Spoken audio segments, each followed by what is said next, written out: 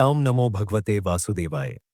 श्रीमद्भागवत माहात्म्यम कृष्णं वंदे व्रजप्रियम कृष्णं द्वैपायनं वंदे कृष्णं वंदे प्रथासुतम। अथ प्रथमोध्याय। देवर्षि नारद की भक्ति से भेंट सच्चिदानंद स्वरूप भगवान श्री कृष्ण को हम नमस्कार करते हैं, जो जगत की उत्पत्ति, स्थिति और विनाश के हेतु तथा आध्यात्मिक, आधिदैविक और आधिभौतिक तीनों प्रकार के तापों का नाश करने वाले हैं। जिस समय श्री सुखदेव जी का यज्ञोपवीत संस्कार भी नहीं हुआ था तथा लौकिक वैदिक कर्मों के अनुष्ठान का अवसर भी नहीं आया था, तभी उन्हें अकेले ही संन्यास लेने के लिए प्रसे जाते देखकर उनके पिता व्यास जी विरह से कातर होकर पुकारने लगे, बेटा बेटा, तुम कहाँ जा रहे हो? उस समय वृक्षों ने तन्मय होने के कारण श्री सुखदेव जी की ओर से उत्तर दिया था, ऐसे सर्वभूत हृदय स्वरूप श्री सुखदेव मुनि को मैं नमस्कार करता हूँ। एक बार भगवत कथामृत का रसास्वादन करने में कुशल मुनिवर शौनक जी ने नैमिषारण्य क्षेत्र में विराजमान महामती सूत जी को नमस्कार करके उनसे पूछा। शौनक जी बोले, सूत जी, आपका ज्ञान अज्ञानांधकार को नष्ट करने के लिए करोड़ों सुइयों के समान है। आप हमारे कानों के लिए रसायन अमृत स्वरूप सारगर्भित कथा कहिए। भक्ति, ज्ञान और वैराग्य से प्राप्त होने वाले महान विवेक की वृद्धि किस प्रकार होती है तथा वैष्णव लोग किस तरह इस माया मोह से अपना पीछा छुड़ाते हैं।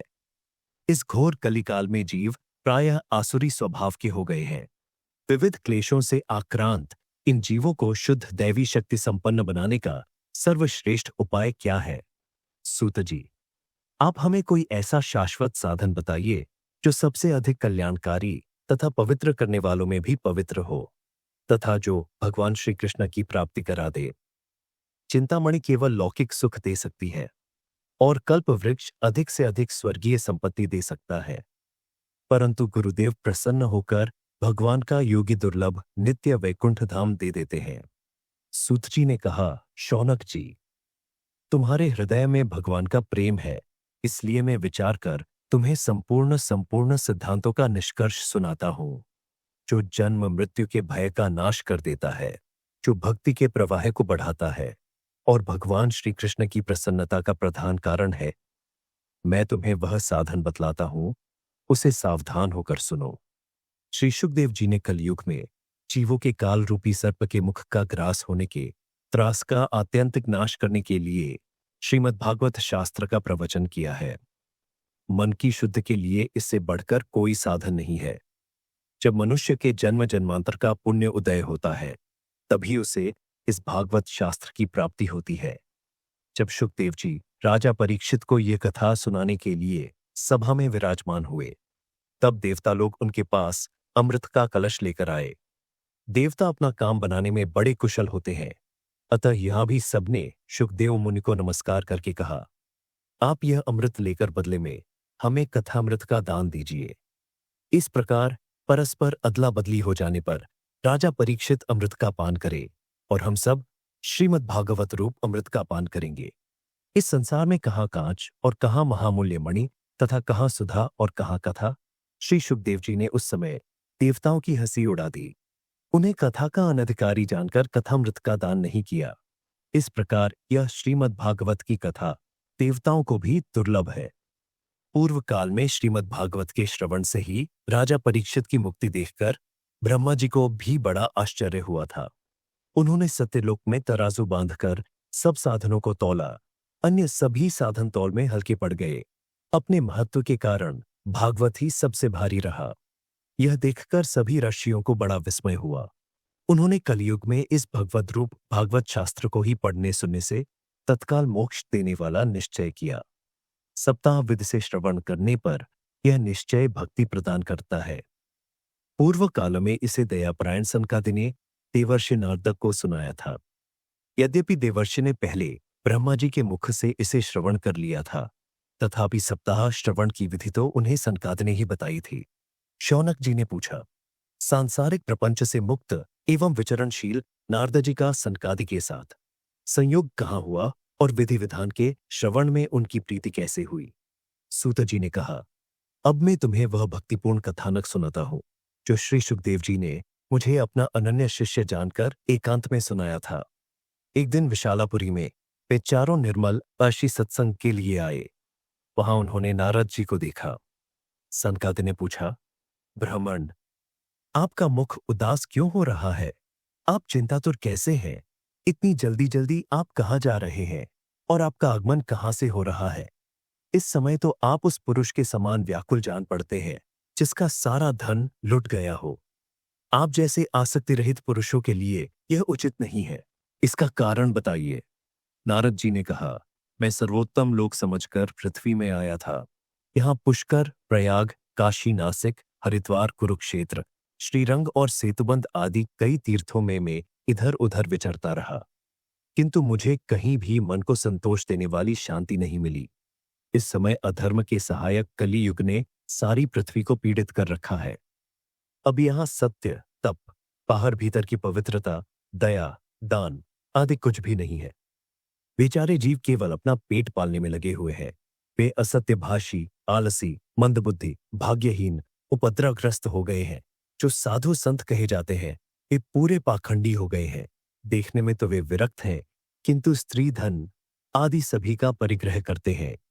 घरों में स्त्रियों का राज्य है। साले सलाहकार बने हुए हैं। लोभ से लोग कन्या विक्रय करते हैं और स्त्री पुरुषों में कलह मचा रहता है। महात्माओं के आश्रम, तीर्थ और नदियों पर विधर्मियों का अधिकार हो गया है। उन दुष्टों ने बहुत से देवालय भी नष्ट कर दिए हैं। इस समय यहाँ न कोई योगी है, न सिद्ध है, न ज्ञानी है और न सत्कर्म करने वाला ही है। सारे साधन इस समय कलिरूप दावानल से जलकर भस्म हो गए हैं। 35। इस कलियुग में सभी देशवासी बाजारों में अन्न बेचने लगे हैं। ब्राह्मण लोग पैसा लेकर वेद पढ़ाते हैं और स्त्रियां वेश्यावृत्ति से निर्वाह करने लगी हैं। इस तरह कलियुग के दोष देखता और पृथ्वी पर विचरता हुआ मैं यमुना जी के तट पर पहुंचा, जहां भगवान श्री कृष्ण की अनेकों लीलाएं हो चुकी हैं। मुनिवरों, सुनिए, वहां मैंने एक बड़ा आश्चर्य देखा। वहां एक युवती स्त्री खिन्न मन से बैठी थी।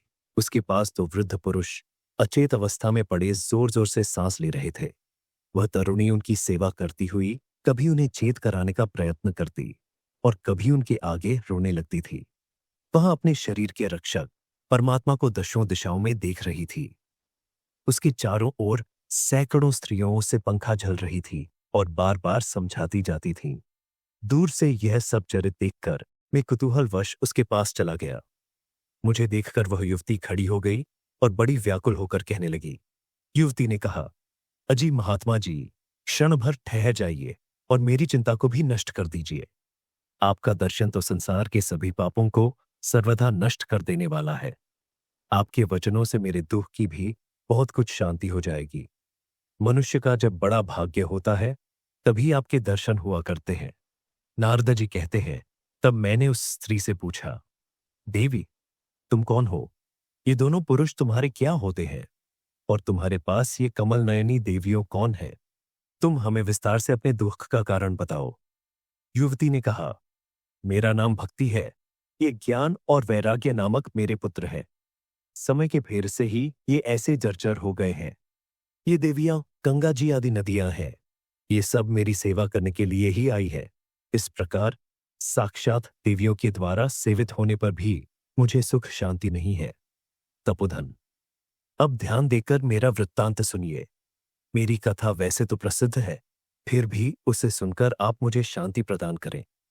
मैं द्रविड़ देश में उत्पन्न हुई, कर्नाटक में बढ़ी, कहीं कहीं महाराष्ट्र में सम्मानित हुई, किंतु गुजरात में मुझको बुढ़ापे ने घेरा। वहां घोर कलयुग के प्रभाव से पाखंडियों ने मुझे अंग भंग कर दिया। चिरकाल तक यह अवस्था रहने के कारण मैं अपने पुत्रों के साथ दुर्बल और निस्तेज हो गई। अब जब से मैं वृंदावन आई, तब से पुनः परम सुंदरी स्वरूपवती नव युवती हो गई हूं। किंतु सामने पड़े हुए ये दोनों मेरे पुत्र थके मंद दुखी हो रहे हैं। अब मैं यह स्थान छोड़कर अन्यत्र जाना चाहती हूं। ये दोनों बूढ़े हो गए हैं, इसी दुख से मैं दुखी हूं। मैं तो ऋणी क्यों और ये दोनों मेरे पुत्र बूढ़े क्यों? हम तीनों साथ साथ रहने वाले हैं, फिर यह विपरीतता क्यों? होना तो ये चाहिए कि माता बूढ़ी हो और पुत्र तरुण। इसी से मैं आश्चर्यचकित चित्त से अपनी इस अवस्था पर शोक करती रहती हूं। आप परम बुद्धिमान एवं योगनिधि हैं। इसका क्या कारण हो सकता है, बताइए?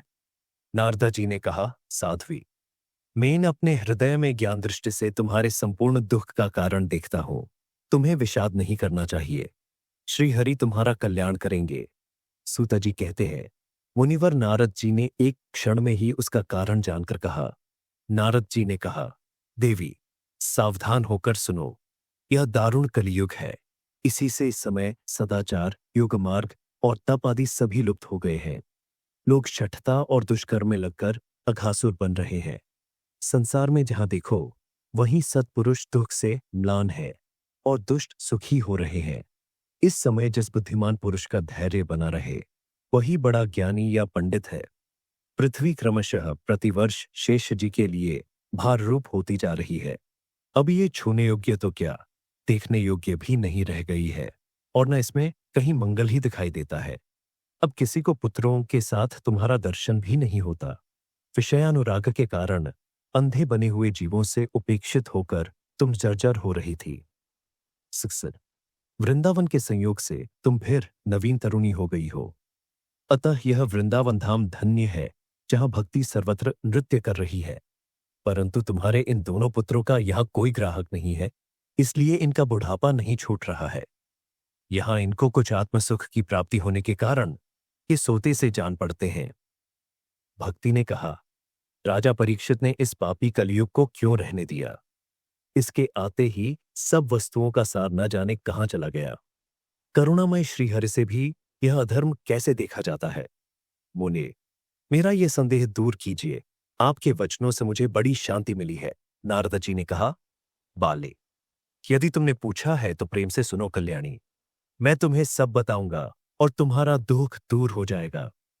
जिस दिन भगवान श्री कृष्ण इस भूलोक को छोड़कर अपने परम धामा को पधारे, उसी दिन से यहां संपूर्ण साधनों में बाधा डालने वाला कलयुग आ गया। दिग्विजय के समय राजा परीक्षित की दृष्टि पड़ने पर कलयुग दीन के समान उनकी शरण में आया। भ्रमर के समान सारग्राही राजा ने यह निश्चय किया कि इसका वध मुझे नहीं करना चाहिए। 67, क्योंकि जो फल तपस्या, योग एवं समाधि से भी नहीं मिलता, कलयुग में वही फल श्रीहरि कीर्तन से ही भली भांति मिल जाता है। इस प्रकार सारहीन होने पर भी उसे इस एक ही दृष्टि से सारयुक्त देखकर उन्होंने कलयुग में उत्पन्न होने वाले जीवों के सुख के लिए ही इसे रहने दिया था। इस समय लोगों के कुकर्म में प्रवृत्त होने के कारण सभी वस्तुओं का सार निकल गया है और पृथ्वी के सारे पदार्थ बीजहीन भूसी के समान हो गए हैं। ब्राह्मण केवल अन्न धनादि के लोभवश घर घर एवं जन जन को भागवत की कथा सुनाने लगे हैं, इसलिए कथा का सार चला गया। तीर्थों में नाना प्रकार के अत्यंत घोर कर्म करने वाले नास्तिक और नारकी पुरुष भी रहने लगे हैं, इसलिए तीर्थों का भी प्रभाव जाता रहा। जिनका चित्त निरंतर काम, क्रोध, महान लोभ और तृष्णा से तपता रहता है, वे भी तपस्या का ढोंग करने लगे हैं, इसलिए तप का भी सार निकल गया। मन पर काबू न होने के कारण तथा लोभ, दंभ और पाखंड का आश्रय लेने के कारण एवं शास्त्र का अभ्यास न करने से ध्यान योग का फल मिट गया। पंडितों की यह दशा है कि वे अपनी स्त्रियों के साथ पशु की तरह रमण करते हैं। उनमें संतान पैदा करने की ही कुशलता पाई जाती है। मुक्ति साधन में वे सर्वया अकुशल हैं। संप्रदाय अनुसार प्राप्त हुई वैष्णवता भी कहीं देखने में नहीं आती। इस प्रकार जगह जगह सभी वस्तुओं का सार लुप्त हो गया है। यह तो इस युग का स्वभाव ही है, इसमें किसी का दोष नहीं है। इसी से पुंडरीकाक्ष भगवान बहुत समीप रहते हुए भी यह सब सह रहे हैं। सूत जी कहते हैं, शौनक जी, इस प्रकार देवर्षि नारद के वचन सुनकर भक्ति को बड़ा आश्चर्य हुआ। फिर उसने जो कुछ कहा उसे सुनिए। भक्ति ने कहा, देवर्षि, आप धन्य है। मेरा बड़ा सौभाग्य था जो आपका समागम हुआ। संसार में साधुओं का दर्शन ही समस्त सिद्धियों का परम कारण है। आपका केवल एक बार का उपदेश धारण करके कुमार प्रहलाद ने माया पर विजय प्राप्त कर ली थी। ध्रुव ने भी आपकी कृपा से ही ध्रुव पद प्राप्त किया था। आप सर्वमंगलमय और साक्षात श्री ब्रह्मा जी के पुत्र हैं। मैं आपको नमस्कार करती हूँ। इति श्री पद्म पुराणे उत्तरखंडे श्रीमद् भागवत महात्म्ये भक्ति नारदा समागमो नाम प्रथमोऽध्यायः। भक्ति का दुख दूर करने के लिए नारद जी का उद्योग। नारद जी ने कहा, बाले, तुम व्यर्थ ही अपने को क्यों खेद में डाल रही हो? अरे, तुम इतनी चिंतातुर क्यों हो? भगवान श्री कृष्ण के चरण कमलों का चिंतन करो। उनकी कृपा से तुम्हारा सारा दुख दूर हो जाएगा। जिन्होंने कौरवों के अत्याचार से द्रौपदी की रक्षा की थी और गोप सुंदरियों को स्नात किया था, वे श्री कृष्ण कहीं चले थोड़े ही गए हैं। फिर तुम तो भक्ति हो और सदा उन्हें प्राणों से भी प्यारी हो। तुम्हारे बुलाने पर तो भगवान नीचों के घरों में भी चले जाते हैं। सत्य, त्रेता और द्वापर, इन 3 युगों में ज्ञान और वैराग्य मुक्ति के साधन थे। किंतु कलयुग में तो केवल भक्ति ही ब्रह्म सायुज्य, मोक्ष की प्राप्ति कराने वाली है। यह सोचकर ही परमानंद चिन्मूर्ति ज्ञान स्वरूप श्रीहरि ने अपने सत्स्वरूप से तुम्हें है। तुम साक्षात श्री कृष्णचंद्र की प्रिया और परम सुंदरी हो। एक बार जब तुमने हाथ जोड़कर पूछा था कि मैं क्या करूं, तब भगवान ने तुम्हें यही आज्ञा दी थी कि मेरे भक्तों का पोषण करो। तुमने भगवान की वह आज्ञा स्वीकार कर ली। इससे तुम पर श्रीहरि बहुत प्रसन्न हुए और तुम्हारी सेवा करने के लिए मुक्ति को तुम्हें दासी के रूप में दे दिया और इन ज्ञान वैराग्य को पुत्रों के रूप में। तुम अपने साक्षात स्वरूप से वैकुंठ धाम में ही भक्तों का पोषण करती हो। भूलोक में तो तुमने उनकी पुष्टि के लिए केवल छाया रूप धारण कर रखा है। तब तुम मुक्ति, ज्ञान और वैराग्य को साथ लिए पृथ्वी तल पर आई और सत्य युग से द्वापर पर्यंत बड़े आनंद से रही। कल युग में तुम्हारी दासी मुक्ति पाखंड रूप रोग से पीड़ित होकर क्षीण होने लगी थी, इसलिए वह तो तुरंत ही तुम्हारी आज्ञा से वैकुंठ लोक को चली गई। इस लोक में भी तुम्हारे स्मरण करने से ही वह आती है और फिर चली जाती है। किंतु इन ज्ञान वैराग्य को तुमने पुत्र मानकर अपने पास ही रख छोड़ा है। फिर भी कलयुग में इनकी उपेक्षा होने के कारण तुम्हारे ये पुत्र उत्साहहीन और वृद्ध हो गए हैं। फिर भी तुम चिंता ना करो, मैं इनके नवजीवन का उपाय सोचता हूं। सुमुखी, कलि के समान कोई भी युग नहीं है। इस युग में मैं तुम्हें घर घर में प्रत्येक पुरुष के हृदय में स्थापित कर दूंगा। देखो, अन्य सब धर्मों को दबाकर और भक्ति विषयक महोत्सवों को आगे रखकर यदि मैंने लोक में तुम्हारा प्रचार न किया तो मैं श्रीहरि का दास नहीं। इस कलयुग में जो जीव तुमसे युक्त होंगे, वे पापी होने पर भी बेखटके भगवान श्री कृष्ण के अभय धाम को प्राप्त होंगे। जिनके हृदय में निरंतर प्रेम रूपिणी भक्ति निवास करती है, वे शुद्धांतःकरण पुरुष स्वप्न में भी यमराज को नहीं देखते। जिनके हृदय में भक्ति महारानी का निवास है, उन्हें प्रेत, पिशाच, राक्षस या दैत्य आदि स्पर्श करने में भी समर्थ नहीं हो सकते। तप, वेदाध्ययन, ज्ञान और कर्म आदि किसी भी साधन भगवान वश में नहीं किए जा सकते। वे केवल भक्ति से ही वशीभूत होते हैं। इसमें श्री गोपीजन प्रमाण है। मनुष्यों का सहो जन्म के पुण्य प्रताप से भक्ति में अनुराग होता है। कलयुग में केवल भक्ति ही सार है। भक्ति से तो साक्षात श्री कृष्णचंद्र सामने उपस्थित हो जाते हैं। जो लोग भक्ति से द्रोह करते हैं, वे तीनों लोकों में दुख ही दुख पाते हैं। पूर्व काल में भक्त का तिरस्कार करने वाले दुर्वासा आर्षि को बड़ा कष्ट उठाना पड़ा। थात्स, बस व्रत, तीज, योग, यज्ञ और ज्ञान चर्चा आदि बहुत से साधनों की कोई आवश्यकता नहीं है। एकमात्र भक्ति ही मुक्ति देने वाली है। सूत जी कहते हैं, इस प्रकार नारद जी के निर्णय किए हुए अपने महात्म्य को सुनकर भक्ति के सारे अंग पुष्ट हो गए और वे उनसे कहने लगी। भक्ति ने कहा, नारद जी, आप धन्य हैं। आपकी मुझ में निश्चल प्रीति है। मैं सदा आपके हृदय में रहेंगी, कभी आपको छोड़कर नहीं जाऊंगी। साचो, आप बड़े कृपालु हैं। आपने क्षण भर में ही मेरा सारा दुख दूर कर दिया, किंतु अभी मेरे पुत्रों में चेतना नहीं आई है। आप इन्हें शीघ्र ही सचेत कर दीजिए, जगा दीजिए।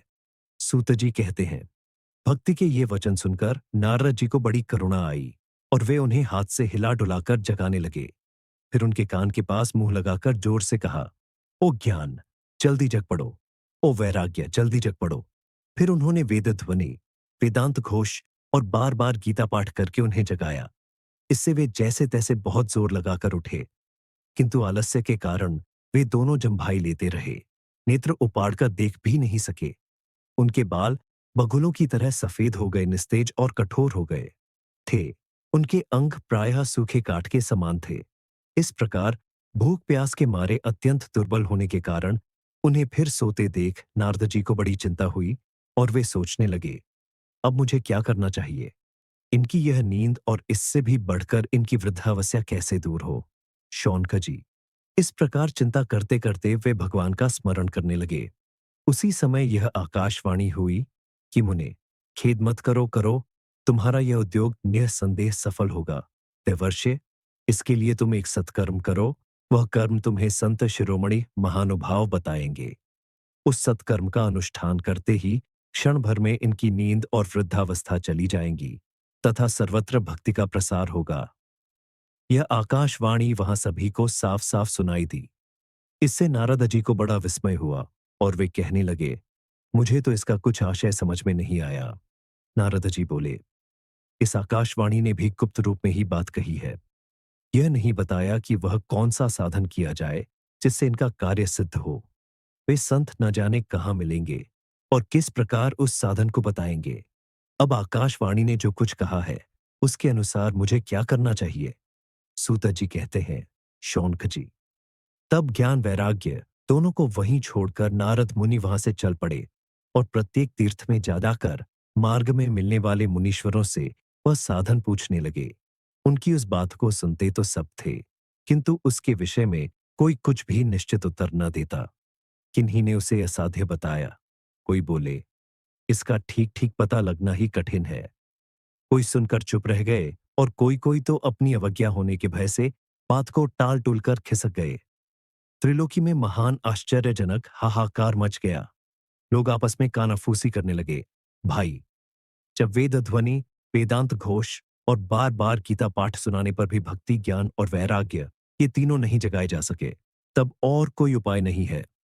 स्वयं योगीराज नारद को भी जिसका ज्ञान नहीं है उसे दूसरे संसारी लोग कैसे बता सकते हैं? इस प्रकार जिन जिन ऋषियों से इसके विषय में पूछा गया उन्होंने निर्णय करके यही कहा कि यह बात दुस्साध्य ही है। तब नारद जी बहुत चिंतातुर हुए और बद्रीवन में आए। ज्ञान वैराग्य को जगाने के लिए वहां उन्होंने यह निश्चय किया कि मैं तप करूंगा।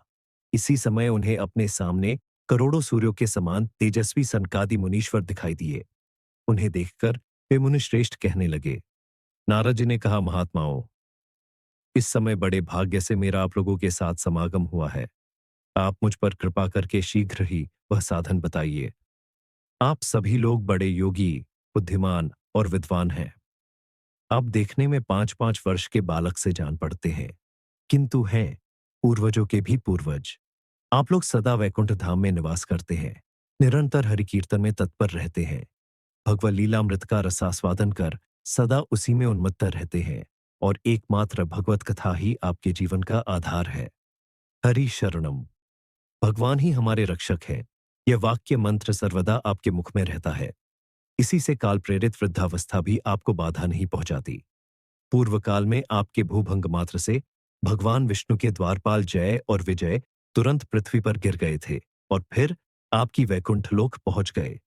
धन्य है, इस समय आपका दर्शन बड़े सौभाग्य से ही हुआ है।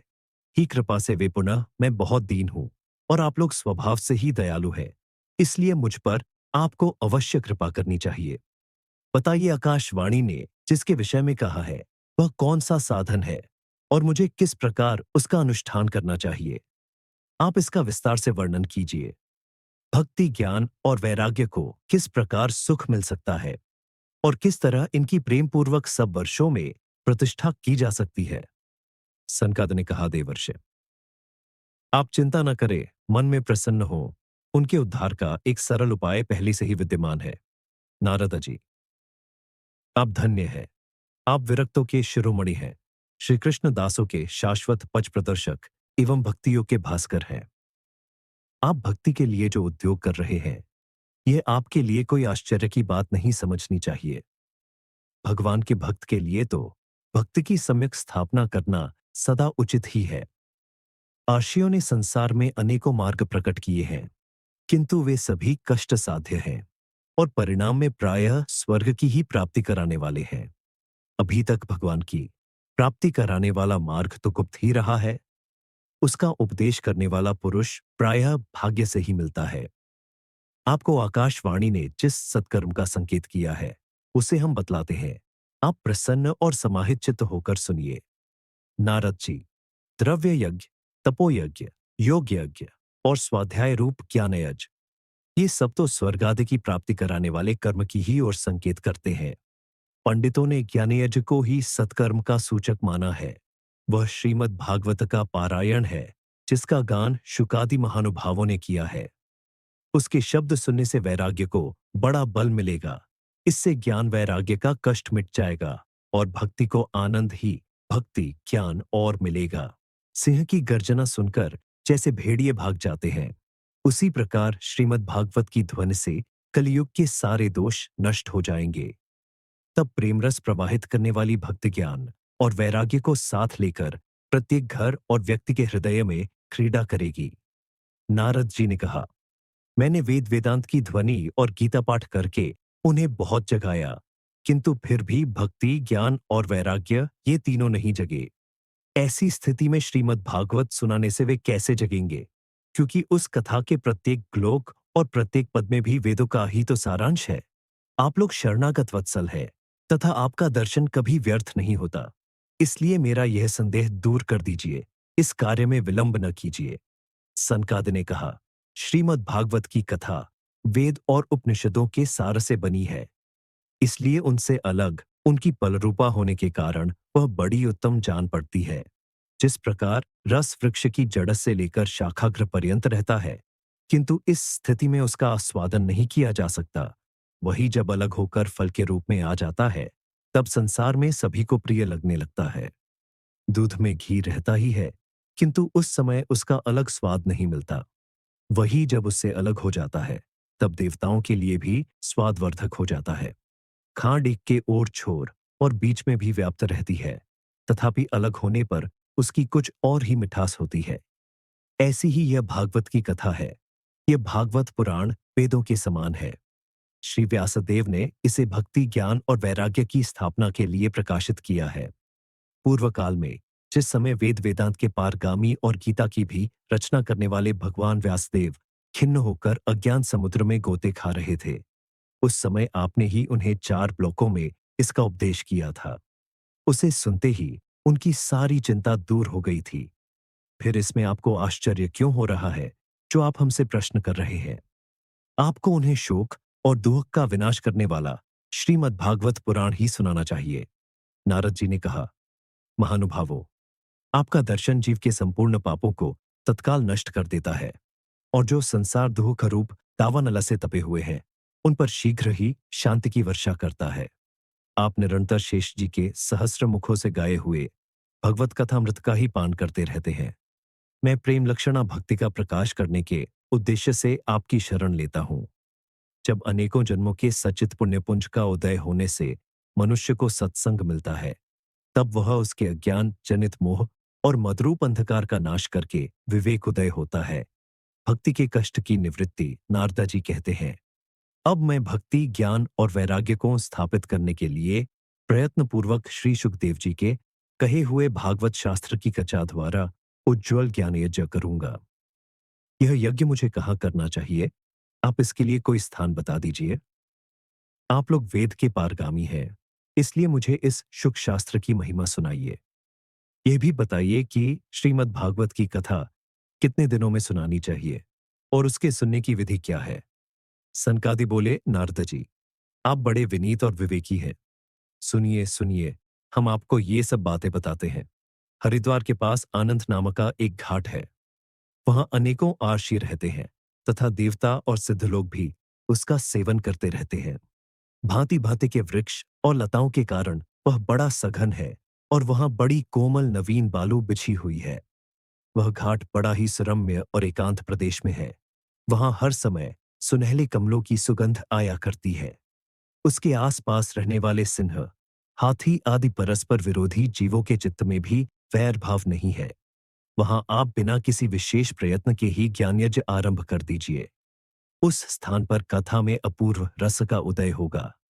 भक्ति भी अपनी आंखों के ही सामने निर्बल और जरा जीर्ण अवस्था में पड़े हुए ज्ञान और वैराग्य को साथ लेकर वहां आ जाएगी, क्योंकि जहां भी श्रीमद् भागवत की कथा होती है, वहां ये भक्ति आदि अपने आप पहुंच जाते हैं।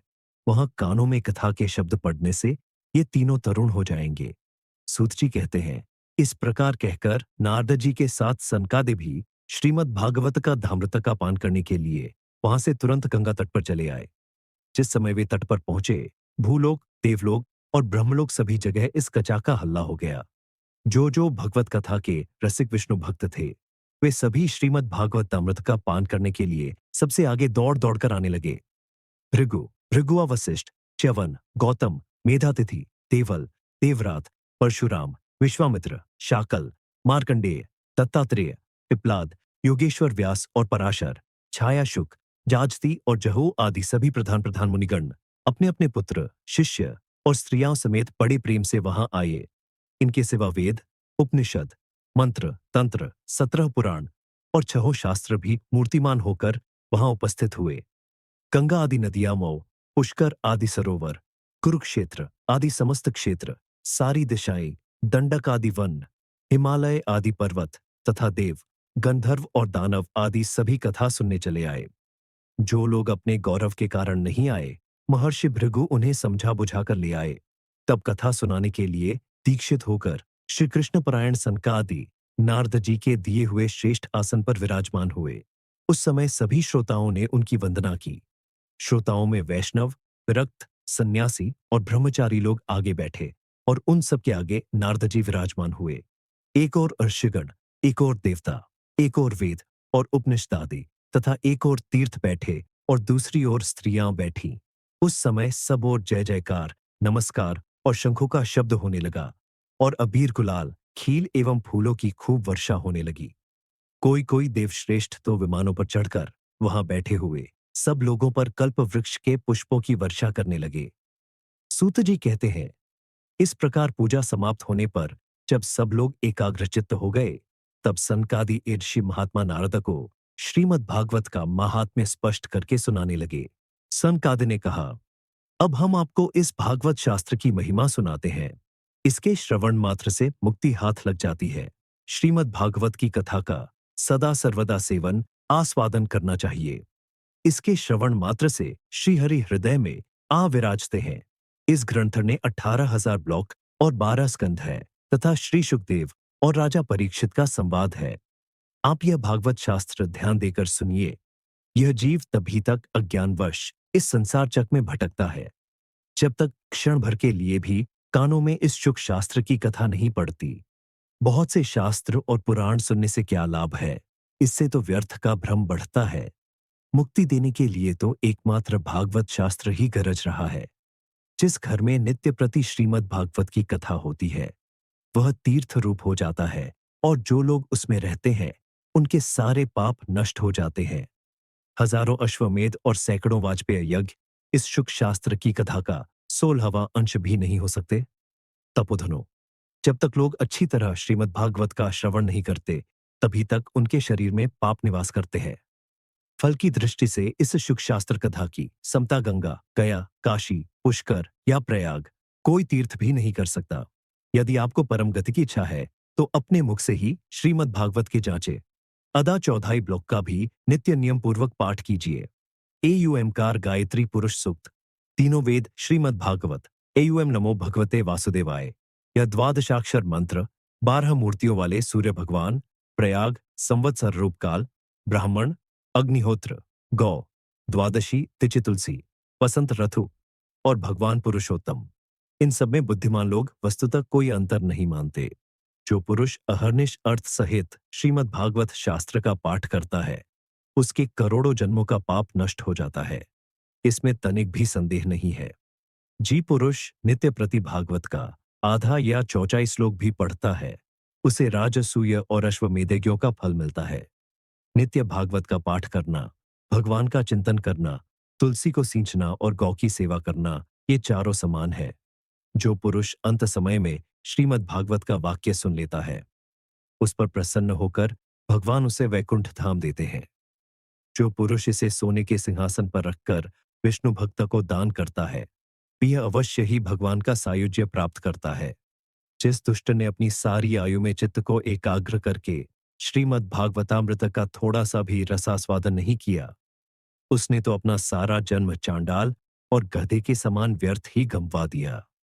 वह तो अपनी माता को प्रसव पीड़ा पहुंचाने के लिए ही उत्पन्न हुआ। जिसने इस शुक शास्त्र के थोड़े से भी वचन नहीं सुने, वह पापात्मा तो जीता हुआ ही मुर्दे के समान है। पृथ्वी के भारस्वरूप उस पशुतुल्य मनुष्य को धिक्कार है, जो स्वर्गलोक में देवताओं में प्रधान इंद्रादि कहा करते हैं। संसार में श्रीमद् भागवत की कथा का मिलना अवश्य ही कठिन है। जब करोड़ों जन्मों का पुण्य होता है, तभी इसकी प्राप्ति होती है। नारदा जी, आप बड़े ही बुद्धिमान और योगनिधि हैं। आप प्रयत्नपूर्वक कथा का श्रवण कीजिए। इसे सुनने के लिए दिनांक का कोई नियम नहीं है। इसे तो सर्वदा ही सुनना अच्छा है। इसे सत्य भाषण और ब्रह्मचर्य पालन पूर्वक सर्वदा ही सुनना श्रेष्ठ माना गया है। किंतु कलियुग में ऐसा होना कठिन है। इसलिए इसकी शुकदेव जी ने जो विशेष विधि बताई है, वह जान लेनी चाहिए। कलियुग में बहुत दिनों तक चित्त की वृत्तियों को वश में रखना, नियमों में बंधे रहना और किसी पुण्य कार्य के लिए दीक्षित रहना कठिन है। इसलिए सप्ताह श्रवण की विधि है। श्रद्धापूर्वक कभी भी श्रवण करने से अथवा माघ मास में श्रवण करने से जो फल होता है, वही फल श्री सुखदेव जी ने सप्ताह श्रवण में निर्धारित किया है। मन के असंयम, रोगों की बहुलता और आयु की अल्पता के कारण तथा कलयुग में अनेकों दोषों की संभावना से ही सप्ताह श्रवण का विधान किया गया है। जो फल तप, योग और समाधि से भी प्राप्त नहीं हो सकता, वह सर्वांग रूप में सप्ताह श्रवण से सहज में ही मिल जाता है। सप्ताह श्रवण यज्ञ से बढ़कर है, व्रत से बढ़कर है, तप से कहीं बढ़कर है, तीर्थ सेवन से तो सदा ही बड़ा है, योग से बढ़कर है, यहां तक कि ध्यान और ज्ञान से भी बढ़कर है। अजी, इसकी विशेषता का कहां तक वर्णन करे, ये तो सभी से बढ़ चढ़कर है। शौनक जी ने पूछा, सूत जी, ये तो आपने बड़े आश्चर्य की बात कही। अवश्य ही यह भागवत पुराण योगवेता ब्रह्मा जी के भी आदि कारण श्री नारायण का निरूपण करता है। परंतु यह मोक्ष की प्राप्त में ज्ञानादि सभी साधनों का तिरस्कार करके इस युग में उनसे भी कैसे बढ़ गया। सूत जी ने कहा, शौनक जी, जब भगवान श्री कृष्ण इस धराधाम को छोड़कर अपने नित्य धाम को जाने लगे, तब उनके मुखारविंद से एकादश स्कंध का ज्ञानोपदेश सुनकर भी उद्धव जी ने पूछा। उद्धव जी बोले, गोविंद, अब आप तो अपने भक्तों का कार्य करके परम धाम को पधारना चाहते हैं, किंतु मेरे मन में एक बड़ी चिंता है। उसे सुनकर आप मुझे शांत कीजिए। अब घोर कलिकाल आया ही समझिए। इसलिए संसार में फिर अनेकों दृष्ट प्रकट हो जाएंगे। उनके संसर्ग से जब अनेकों सत्पुरुष भी उग्र प्रकृति के हो जाएंगे, तब उनके भार से दबकर यह घोरूपिणी पृथ्वी किसकी शरण में जाएगी। कमल नयन, मुझे तो आपको छोड़कर इसकी रक्षा करने वाला कोई दूसरा नहीं दिखाई देता। इसलिए भक्तवात्सत, आप साधुओं पर कृपा करके यहां से मत जाइए। भगवान, आपने निराकार और चिन्मात्र होकर भी भक्तों के लिए ही तो यह सगुण रूप धारण किया है। फिर भला आपका वियोग होने पर वे भक्तजन पृथ्वी पर कैसे रह सकेंगे। निर्गुणोपासना में तो बड़ा कष्ट है। इसलिए कुछ और विचार कीजिए। प्रभास क्षेत्र में उद्धव जी के ये वचन सुनकर भगवान सोचने लगे कि भक्तों के अवलंब के लिए मुझे क्या व्यवस्था करनी चाहिए। शौनक जी, तब भगवान ने अपनी सारी शक्ति भागवत में रख दी। वे अंतर्धान होकर इस भागवत समुद्र में प्रवेश कर गए। इसलिए यह भगवान की साक्षात शब्दमयी मूर्ति है। इसके सेवन, श्रवण, पाठ अथवा दर्शन से ही मनुष्य के सारे पाप नष्ट हो जाते हैं। इसी से इसका सप्ताह श्रवण सबसे बढ़कर माना गया है और कलि युग में तो अन्य सब साधनों को छोड़कर यही प्रधान धर्म बताया गया है। कलिकाल में यही ऐसा धर्म है जो दुख, दरिद्रता, दुर्भाग्य और पापों की सफाई कर देता है तथा काम क्रोध आदि शत्रुओं पर विजय दिलाता है। अन्यथा भगवान की इस माया से पीछा छुड़ाना देवताओं के लिए भी कठिन है। मनुष्य तो इसे छोड़ ही कैसे सकते हैं। अतः इससे छूटने के लिए भी सप्ताह मण का विधान किया गया है। सूत जी कहते हैं, शीत की जिस समय सनकादिनीपुर इस प्रकार साप्ताही महिमा का बखान कर रहे थे, उस सभा एक बड़ा हुआ, उसे तुम्हें बतलाता है, सुनी। वहां तरुणावस्या को प्राप्त हुए, अपने दोनों पुत्र को साथ लिए, विशुद्ध प्रेमख्या भक्ति, बार बार श्री कृष्ण गोविंद, हरे मुरारे, हे नाथा नारायणा वासुदेवा, चाटी भगवजामों का उच्चारण करती हुई अकस्मात प्रकट होगी। 15 सभी सदस्यों ने देखा कि परम सुंदरी भक्ति रानी भागवत का आभूषण पहने वहां चारि मुनियों की उस राभा ने सभी यह तर्क वितर्क करने लगे कि ये यहां कैसे आई, कैसे प्रविष्ट हुई। तब सनकाद ने कहा, ये भक्ति देवी अभी अभी कया के अर्थ से निकली है। उनके ये वचन सुनकर भक्ति ने अपने पुत्र समेत अत्यंत विनय होकर कुमार जी कहा। भक्ति बोली, मैं कलयुग में नष्ट प्राय हो गई थी। आपने कथामृत से सींचकर मुझे फिर पुष्ट कर दिया। अब आप ये बताइए कि मैं कहाँ रहूं। ये सुनकर सनकाद ने उससे कहा, तुम भक्तों को भगवान का स्वरूप प्रदान करने वाली, अनन्य प्रेम का संपादन करने वाली और संसार रोग को निर्मूल करने वाली हो। अतः तुम धैर्य धारण करके नित्य निरंतर विष्णु भक्तों के हृदयों में ही निवास करो। ये कलियुग के दोष भले ही सारे संसार पर अपना प्रभाव डाले, किंतु वहां तुम पर इनकी दृष्टि भी नहीं पड़ सकेगी।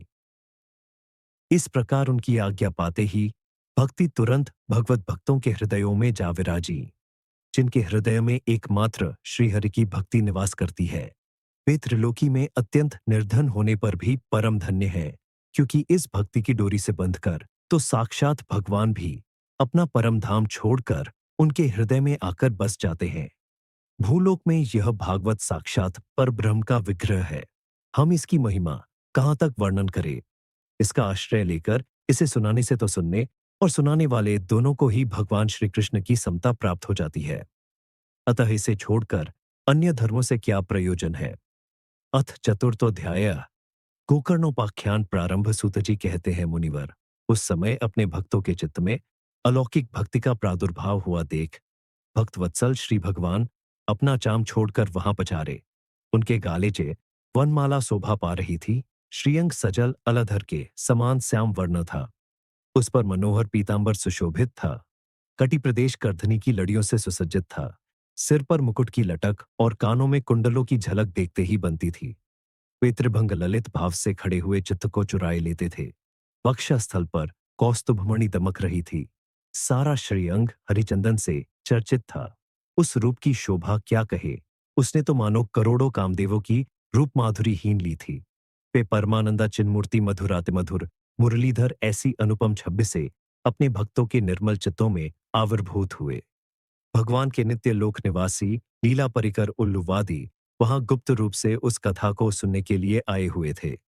प्रभु के प्रकट होते ही चारों ओर जय हो की ध्वनि होने लगी।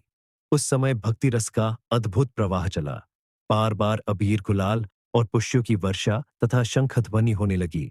उस सभा में जो लोग बैठे थे, उन्हें अपने देह, गेह और आत्मा की भी कोई सूची न रही। उनकी ऐसी तन्मयता देखकर नारद जी कहने लगे, मुनीश्वरगण, आज सप्ताह वाकई मैंने यह बड़ी ही अलौकिक महिमा देखी। यहाँ तो जो बड़े मूर्ख, दुष्ट और पशु पक्षी भी हैं, वे सभी अत्यंत निश्चाप हो गए हैं। अतः इसमें संदेह नहीं कि कतिकाल में चित्त की शुद्धि के लिए इस भागवत कथा के समान मर्त्यलोक में पाप पुंज का नाश करने वाला कोई दूसरा पवित्र साधन नहीं है। मुनिवर, आप लोग बड़े कृपालु हैं। आपने संसार के कल्याण का विचार करके यह बिल्कुल निराला ही मार्ग निकाला है। आप कृपया यह तो बताइए कि इस कथा रूप सप्ताह यज्ञ के द्वारा संसार में कौन कौन लोग पवित्र हो जाते हैं। सनकाद ने कहा, जो लोग सदा तरह तरह के पाप किया करते हैं, निरंतर दुराचार में ही तत्पर रहते हैं और उलटे मार्गों से चलते हैं, तथा जो क्रोधाग्नि से जलते रहने वाले कुटिल और कामपरायण हैं, वे सभी इस कलियुग में सप्ताह यज्ञ से पवित्र हो जाते हैं। जो सत्य से च्युत, माता पिता की निंदा करने वाले, तृष्णा के मारे व्याकुल, आश्रम धर्म से रहित, दंभी, दूसरों की उन्नति देखकर कुढ़ने वाले और दूसरों को दुख देने वाले हैं, वे भी कलयुग में सप्ताह यज्ञ से पवित्र हो जाते हैं। जो मदिरापान, ब्रह्म हत्या, सुवर्ण की चोरी, गुरु स्त्रीगमन और विश्वासघात, ये 5 महापाप करने वाले, छल छद्म परायण, क्रूर, पिशाचों के समान निर्दयी, ब्राह्मणों के धन से पुष्ट होने वाले और व्यभिचारी हैं, वे भी कलयुग में सप्ताह यज्ञ से पवित्र हो जाते हैं। जो दुष्ट आग्रह पूर्वक सर्वदा मन, वाणी या शरीर से पाप करते रहते हैं, दूसरे के धन से ही पुष्ट होते हैं तथा मलिन मन और दुष्ट हृदय वाले हैं, वे भी कलयुग में सप्ताह यज्ञ से पवित्र हो जाते हैं। नारद जी, अब हम तुम्हें इस विषय में एक प्राचीन इतिहास सुनाते हैं। उसके सुनने से ही सब पाप नष्ट हो जाते हैं। पूर्व काल में तुंगभद्रा नदी के तट पर एक अनुपम नगर बसा हुआ था। वहां सभी वर्षों के लोग अपने अपने धर्मों का आचरण करते हुए सत्य और सत्कर्मों में तत्पर रहते थे। उस नगर में समस्त वेदों का विशेषज्ञ और श्रौत स्मार्त कर्मों में निपुण एक आत्मदेव आथ नामक ब्राह्मण रहता था। वह साक्षात दूसरे सूर्य के समान तेजस्वी था। वह धनी होने पर भी भिक्षाजीवी था। उसकी प्यारी पत्नी धुंधुली कुलीन एवं सुंदरी होने पर भी सदा अपनी बात पर अड़ जाने वाली थी। उसे लोगों की बात करने में सुख मिलता था। स्वभाव था क्रूर। प्रायः कुछ न कुछ बकवाद करती रहती थी। गृह कार्य में निपुण थी, कृपण थी और थी झगड़ालू भी। इस प्रकार ब्राह्मण दंपति प्रेम से अपने घर में रहते और विहार करते थे। उनके पास अर्थ और भोग विलास की सामग्री बहुत थी। घर द्वार भी सुंदर थे, परंतु उससे उन्हें सुख नहीं था। जब अवस्था बहुत ढल गई, तब उन्होंने संतान के लिए तरह तरह के पुण्य कर्म आरंभ किए और वे दीन दुखियों को गौ, पृथ्वी, सुवर्ण और वस्त्रादि दान करने लगे। इस प्रकार धर्म मार्ग में उन्होंने अपना आधा धन समाप्त कर दिया। तो भी उन्हें पुत्र या पुत्री किसी का भी मुख देखने को न मिला। इसलिए अब वह ब्राह्मण बहुत ही चिंतातुर रहने लगा। एक दिन वह ब्राह्मण देवता बहुत दुखी होकर घर से निकलकर वन को चल दिया। दोपहर के समय उसे प्यास लगी, इसलिए वह एक तालाब पर आया। संतान के अभाव के दुख ने उसके शरीर को बहुत सुखा दिया था, इसलिए थक जाने के कारण जल पीकर वह वहीं बैठ गया। 2 घड़ी बीतने पर वहां एक सन्यासी महात्मा आए। जब ब्राह्मण देवता ने देखा कि वे जल पी चुके हैं, तब वह उनके पास गया और चरणों में नमस्कार करने के बाद सामने खड़े होकर लंबी लंबी सांसें लेने लगा। सन्यासी ने पूछा, कहो ब्राह्मण देवता, रोते क्यों हो? ऐसी तुम्हें क्या भारी चिंता है? तुम जल्दी ही मुझे अपने दुख का कारण बताओ। ब्राह्मण ने कहा, महाराज, मैं अपने पूर्व जन्म के पापों से संचित दुख का क्या वर्णन करूं? अब मेरे पितर मेरे द्वारा दी हुई जलांजलि के जल को अपनी चिंताजनित सांस से कुछ गर्म करके पीते हैं। देवता और ब्राह्मण मेरा दिया हुआ प्रसन्न मन से स्वीकार नहीं करते। संतान के लिए मैं इतना दुखी हो गया हूं कि मुझे सब सूना ही सूना दिखाई देता है। मैं प्राण त्यागने के लिए यहां आया हूं। संतानहीन जीवन को धिक्कार है, संतानहीन गृह को धिक्कार है, संतानहीन धन को धिक्कार है और संतानहीन कुल को चिक्कार है। मैं जिस गाय को पालता हूं, वह भी सर्वथा बांझ हो जाती है। जो पेड़ लगाता हूं, उस पर भी फल फूल नहीं लगते। मेरे घर में जो फल आता है, वह भी बहुत जल्दी सड़ जाता है। जब मैं ऐसा अभागा और पुत्रहीन हूं, तब फिर इस जीवन को ही रखकर मुझे क्या करना है? यूं कहकर वह ब्राह्मण दुख से व्याकुल हो उन सन्यासी महात्मा के पास फूट फूट कर रोने लगा। तब उन यतिवर के हृदय में बड़ी करुणा उत्पन्न हुई। वे योगनिष्ठ थे। उन्होंने उसके ललाट की रेखाएं देखकर सारा वृत्तांत जान लिया और फिर उसे विस्तार पूर्वक कहने लगे।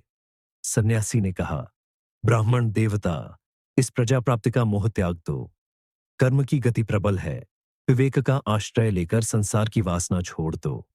विप्रवर, सुनो, मैंने इस समय तुम्हारा प्रारब्ध देखकर निश्चय किया है कि 7 जन्म तक तुम्हारे कोई संतान किसी प्रकार नहीं हो सकती। पूर्व काल में राजा सगर एवं अंग को संतान के कारण दुख भोगना पड़ा था। ब्राह्मण, अब तुम कुटुंब की आशा छोड़ दो। सम ऐसा संन्यास तो सर्वथा नीरस ही है। लोक में सरस तो पुत्र पौत्रादि से भरा पूरा गृहस्थाश्रम ही है। ब्राह्मण का ऐसा आग्रह देखकर उन तपोधन ने कहा, विधाता के लेख को मिटाने का हट करने से राजा चित्रकेतु को बड़ा कष्ट उठाना पड़ा था। इसलिए दैव जिसके उद्योग को कुचल देता है, उस पुरुष के समान तुम्हें भी पुत्र से सुख नहीं मिल सकेगा। तुमने तो बड़ा हट पकड़ रखा है और अर्थी के रूप में तुम मेरे सामने उपस्थित हो। ऐसी दशा में मैं तुमसे क्या कहूं? जब महात्मा जी ने देखा कि यह किसी प्रकार अपना आग्रह नहीं छोड़ता, तब उन्होंने उसे एक फल देकर कहा, इसे तुम अपनी पत्नी को खिला देना। इससे उसके एक पुत्र होगा। तुम्हारी स्त्री को 1 साल तक सत्य, शौच, दया, दान और एक समय एक ही अन्न खाने का नियम रखना चाहिए। यदि वह ऐसा करेगी तो बालक बहुत शुद्ध स्वभाव वाला होगा। यूं कहकर वे योग्यराज चले गए और ब्राह्मण अपने घर लौट आया। वहां आकर उसने वह फल अपनी स्त्री के हाथ में दे दिया और स्वयं कहीं चला गया। उसकी स्त्री तो कुटिल स्वभाव की थी ही। वह रो रो कर अपनी एक सखी से कहने लगी, सखी, मुझे तो बड़ी चिंता हो गई। मैं तो ये फल नहीं खाऊंगी। फल खाने से गर्भ रहेगा और गर्भ से पेट बढ़ जाएगा। फिर कुछ खाया पिया जाएगा नहीं। इससे मेरी शक्ति क्षीण हो जाएगी। तब बता घर का धंधा कैसे होगा? और दैववश यदि कहीं गांव में डाकुओं का आक्रमण हो गया तो गर्भिणी स्त्री कैसे भागेगी? यदि सुखदेव जी की तरह यह गर्भ भी पेट में ही रह गया तो इसे बाहर कैसे निकाला जाएगा? और कहीं प्रसव काल के समय वह टेढ़ा हो गया तो फिर प्राणों से ही हाथ धोना पड़ेगा। यूं भी प्रसव के समय बड़ी भयंकर पीड़ा होती है। मैं सुकुमारी भला ये सब कैसे सह सकूंगी? मैं जब दुर्बल पड़ जाऊंगी तब नंदरानी आकर घर का सब मालमता समेट ले जाएंगी।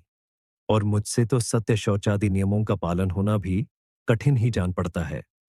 जो स्त्री बच्चा जनती है उसे उस बच्चे के लालन पालन में भी बड़ा कष्ट होता है। मेरे विचार से तो वंध्या या विधवा स्त्रियां ही सुखी है। मन में ऐसे ही तरह तरह के कुत्तर कुटने से उसने वह फल नहीं खाया। और जब उसके पति ने पूछा, फल खा लिया। एक दिन उसकी बहन अपने आप ही उसके घर आई। तब उसने अपनी बहन को सारा वृत्तांत सुनाकर कहा कि मेरे मन में इसकी बड़ी चिंता है। मैं इस दुख के कारण दिनों दिन दुबली हो रही हूं। बहन, मैं क्या करूं? बहन ने कहा, मेरे पेट में बच्चा है। प्रसव होने पर वह बालक मैं तुझे दे दूंगी। तब तक तू गर्भवती के समान घर में गुप्त रूप से सुख से रह। तू मेरे पति को कुछ धन दे देगी तो वे तुझे अपना बालक दे देंगे। हम ऐसी युक्ति करेंगी कि जिसमें सब लोग यही कहें कि इसका बालक 6 महीने का होकर मर गया और मैं नित्य प्रति तेरे घर आकर उस बालक का पालन पोषण करती रहूंगी। तू इस समय इसकी जांच करने के लिए यह फल गौ को खिला दे। ब्राह्मणी ने स्त्री स्वभाववश जो जो उसकी बहन ने कहा था वैसे ही सब किया। इसके पश्चात समयानुसार जब उस स्त्री के पुत्र हुआ तब उसके पिता ने चुपचाप लाकर उसे धुंधुली को दे दिया। और उसने आत्मदेव को सूचना दे दी कि मेरे सुखपूर्वक बालक हो गया है। इस प्रकार आत्मदेव के पुत्र हुआ सुनकर सब लोगों को बड़ा आनंद हुआ। ब्राह्मण ने उसका जातकर्म संस्कार करके ब्राह्मणों को दान दिया और उसके द्वार पर गाना बजाना तथा अनेक प्रकार के मांगलिक कृत्य होने लगे। धुंधुली ने अपने पति से कहा, मेरे स्तनों में तो दूध ही नहीं है। फिर गौ आदि किसी अन्य जीव के दूध से मैं इस बालक का किस प्रकार पालन करूंगी? मेरी बहन के अभी बालक हुआ था, वह मर गया है। उसे बुलाकर अपने यहां रख लें तो वह आपके इस बच्चे का पालन पोषण कर लेगी। तब पुत्र की रक्षा के लिए आत्मदेव ने वैसा ही किया तथा माता धुंधुली ने उस बालक का नाम धुंधुकारी रखा। इसके बाद 3 महीने बीतने पर उस गौ के भी एक मनुष्याकार बच्चा हुआ। वह सर्वांग सुंदर, दिव्य, निर्मल तथा सुवर्ण की सी कांति वाला था। उसे देखकर ब्राह्मण देवता को बड़ा आनंद हुआ और उसने स्वयं ही उसके सब संस्कार किए। इस समाचार से और सब लोगों को भी बड़ा आश्चर्य हुआ और वे बालक को देखने के लिए आए तथा आपस में कहने लगे, देखो भाई, अब आत्मदेव का कैसा भाग्योदय हुआ है। कैसे आश्चर्य की बात है कि गौ के भी ऐसा दिव्य रूप बालक उत्पन्न हुआ है। दैवयोग से इस गुप्त रहस्य का किसी को भी पता न लगा। आत्मदेव ने उस बालक के गौके से कान देखकर उसका नाम गोकर्ण रखा। कुछ काल बीतने पर वे दोनों बालक जवान हो गए। उनमें गोकर्ण तो बड़ा पंडित और ज्ञानी हुआ, किंतु धुंधुकारी बड़ा ही दुष्ट निकला। स्नान शौचादि ब्राह्मणोचित आचारों का उसमें नाम भी न था और न खान पान का ही कोई परहेज था। क्रोध उसमें बहुत बढ़ा चढ़ा था। वह बुरी बुरी वस्तुओं का संग्रह किया करता था। मुर्दे के हाथ से छुआया हुआ अन्न भी खा लेता था। दूसरों की चोरी करना और सब लोगों से द्वेष बढ़ाना उसका स्वभाव बन गया था। छिपे छिपे वह दूसरों के घरों में आग लगा देता था। दूसरों के बालकों को खिलाने के लिए गोद में लेता और उन्हें चट कुएं में डाल देता। हिंसा का उसे व्यसन सा हो गया था। हर समय वह अस्त्र शस्त्र धारण किए रहता और बेचारे अंधे और दीन दुखियों को व्यर्थ तंग करता। चांडालों से उसका विशेष प्रेम था। बस हाथ में फंदा लिए कुत्तों की टोली के साथ शिकार की टोह में घूमता रहता। वेश्याओं के जाल में फंसकर उसने अपने पिता की सारी संपत्ति नष्ट कर दी। एक दिन माता पिता को मार पीट कर घर के सब बर्तन भांडे उठा ले गया। इस प्रकार जब सारी संपत्ति स्वाहा हो गई तब उसका कृपण पिता फूट फूट कर रोने लगा और बोला, इससे तो इसकी माँ का बांझ रहना ही अच्छा था। कुपुत्र तो बड़ा ही दुखदाई होता है। अब मैं कहाँ रहूं, कहाँ जाऊं? मेरे इस संकट को कौन काटेगा? हाय, मेरे ऊपर तो बड़ी विपत्ति आ पड़ी है। इस दुख के कारण अवश्य मुझे एक दिन प्राण छोड़ने पड़ेंगे। उसी समय परम ज्ञानी गोकर्ण जी वहां आए और उन्होंने पिता को वैराग्य का उपदेश करते हुए बहुत समझाया। वे बोले, पिताजी, यह संसार सार है। यह अत्यंत दुख रूप और मोह में डालने वाला है। पुत्र किसका, धन किसका? स्नेहवान पुरुष रात दिन दीपक के समान जलता रहता है। सुख न तो इंद्र को है और न चक्रवर्ती राजा को ही। सुख है तो केवल विरक्त एकांत जीवी मुनि को। यही मेरा पुत्र है। इस अज्ञान को छोड़ छोड़ दीजिए। मोह से नरक की प्राप्ति होती है। यह शरीर तो नष्ट होगा ही, इसलिए सब कुछ छोड़कर वन में चले जाइए। गोकर्ण के वचन सुनकर आत्मदेव वन में जाने के लिए तैयार हो गया और उनसे कहने लगा, बेटा, वन में रहकर मुझे क्या करना चाहिए, ये मुझसे विस्तार पूर्वक कहो। मैं बड़ा मूर्ख हूं। अब तक कर्मवश स्नेहपाश में बंधा हुआ अपंग की भांति इस घर रूप अंधेरे कुएं में ही पड़ा रहा हूं। तुम बड़े दयालु हो, इससे मेरा उद्धार करो। गोकर्ण ने कहा, पिताजी, यह शरीर हड्डी मांस और रुधिर का पिंड है। इसे आप मैं मानना छोड़ दें और स्त्री पुत्रादि को अपना कभी न माने। इस संसार को रात दिन क्षणभंगुर देखे। इसकी किसी भी वस्तु को स्थायी समझकर उसमें राग न करे। बस एकमात्र वैराग्य रस के रसिक होकर भगवान की भक्ति में लगे रहे। भगवत भजन ही सबसे बड़ा धर्म है। निरंतर उसी का आश्रय लिए रहे। अन्य सब प्रकार के लौकिक धर्मों से मुख मोड़ ले। सदा साधुजनों की सेवा करे। भोगों की लालसा को पास न फटकने दे तथा जल्दी से जल्दी दूसरों के गुण दोषों का विचार करना छोड़कर एकमात्र भगवत सेवा और भगवान की कथाओं के रस का ही पान करे। इस प्रकार पुत्र की वाणी से प्रभावित होकर आत्मदेव ने घर छोड़ दिया और वन की यात्रा की। यद्यपि उसकी आयु उस समय 60 वर्ष की हो चुकी थी, फिर भी बुद्धि में पूरी दृढ़ता थी। वहां रात दिन भगवान की सेवा पूजा करने से और नियम पूर्वक भागवत के दशम स्कंध का पाठ करने से उसने भगवान श्री कृष्णचंद्र को प्राप्त कर लिया। धुंधुकारी को प्रेत योनि की प्राप्ति और उससे उद्धार सूत जी कहते हैं। शौनक जी, पिता के वन चले जाने पर एक दिन धुंधुकारी ने अपनी माता को बहुत पीटा और कहा, बता धन कहाँ रखा है, नहीं तो अभी तेरी जलती लकड़ी से खबर लूंगा। उसकी इस धमकी से डरकर और पुत्र के उपद्रवों से दुखी होकर वह रात्रि के समय कुएं में जा गिरी और इसी से उसकी मृत्यु हो गई। योगनिष्ठ गोकर्ण जी तीर्थ यात्रा के लिए निकल गए। उन्हें इन घटनाओं से कोई सुख या दुख नहीं होता था, क्योंकि उनका न कोई मित्र था न शत्रु। धुंधुकारी 5 वेश्याओं के साथ घर में रहने लगा। उनके लिए भोग सामग्री जुटाने की चिंता ने उसकी बुद्धि नष्ट कर दी और वह नाना प्रकार के अत्यंत क्रूर कर्म करने लगा। एक दिन उन कुलटाओं ने उससे बहुत से गहने मांगे। वह तो काम से अंधा हो रहा था। मौत की उसे कभी याद नहीं आती थी। बस उन्हें जुटाने के लिए वह घर से निकल पड़ा। वह जहां तहां से बहुत सा धन चुराकर घर लौट आया तथा उन्हें कुछ सुंदर वस्त्र और आभूषण लाकर दिए। चोरी का बहुत माल देखकर रात्रि के समय स्त्रियों ने विचार किया कि यह नित्य ही चोरी करता है, इसलिए इसे किसी दिन अवश्य राजा पकड़ लेगा। राजा यह सारा धन छीनकर इसे निश्चय ही प्राण दंड देगा। जब एक दिन इसे मरना ही है और उसने आत्मदेव को सूचना दे दी कि मेरे सुखपूर्वक बालक हो गया है। इस प्रकार आत्मदेव के पुत्र हुआ सुनकर सब लोगों को बड़ा आनंद हुआ। ब्राह्मण ने उसका जातकर्म संस्कार करके ब्राह्मणों को दान दिया और उसके द्वार पर गाना बजाना तथा अनेक प्रकार के मांगलिक कृत्य होने लगे। धुंधुली ने अपने पति से कहा, मेरे स्तनों में तो दूध ही नहीं है, फिर गौ आदि किसी अन्य जीव के दूध से मैं इस बालक का किस प्रकार पालन करूंगी। मेरी बहन के अभी बालक हुआ था, वह मर गया है। उसे बुलाकर अपने यहां रख लें तो वह आपके इस बच्चे का पालन पोषण कर लेगी। तब पुत्र की रक्षा के लिए आत्मदेव ने वैसा ही किया तथा माता धुंधुली ने उस बालक का नाम धुंधुकारी रखा। इसके बाद 3 महीने बीतने पर उस गौ के भी एक मनुष्य आकार बच्चा हुआ। वह सर्वांग सुंदर, दिव्य, निर्मल तथा सुवर्ण की सी कांति वाला था।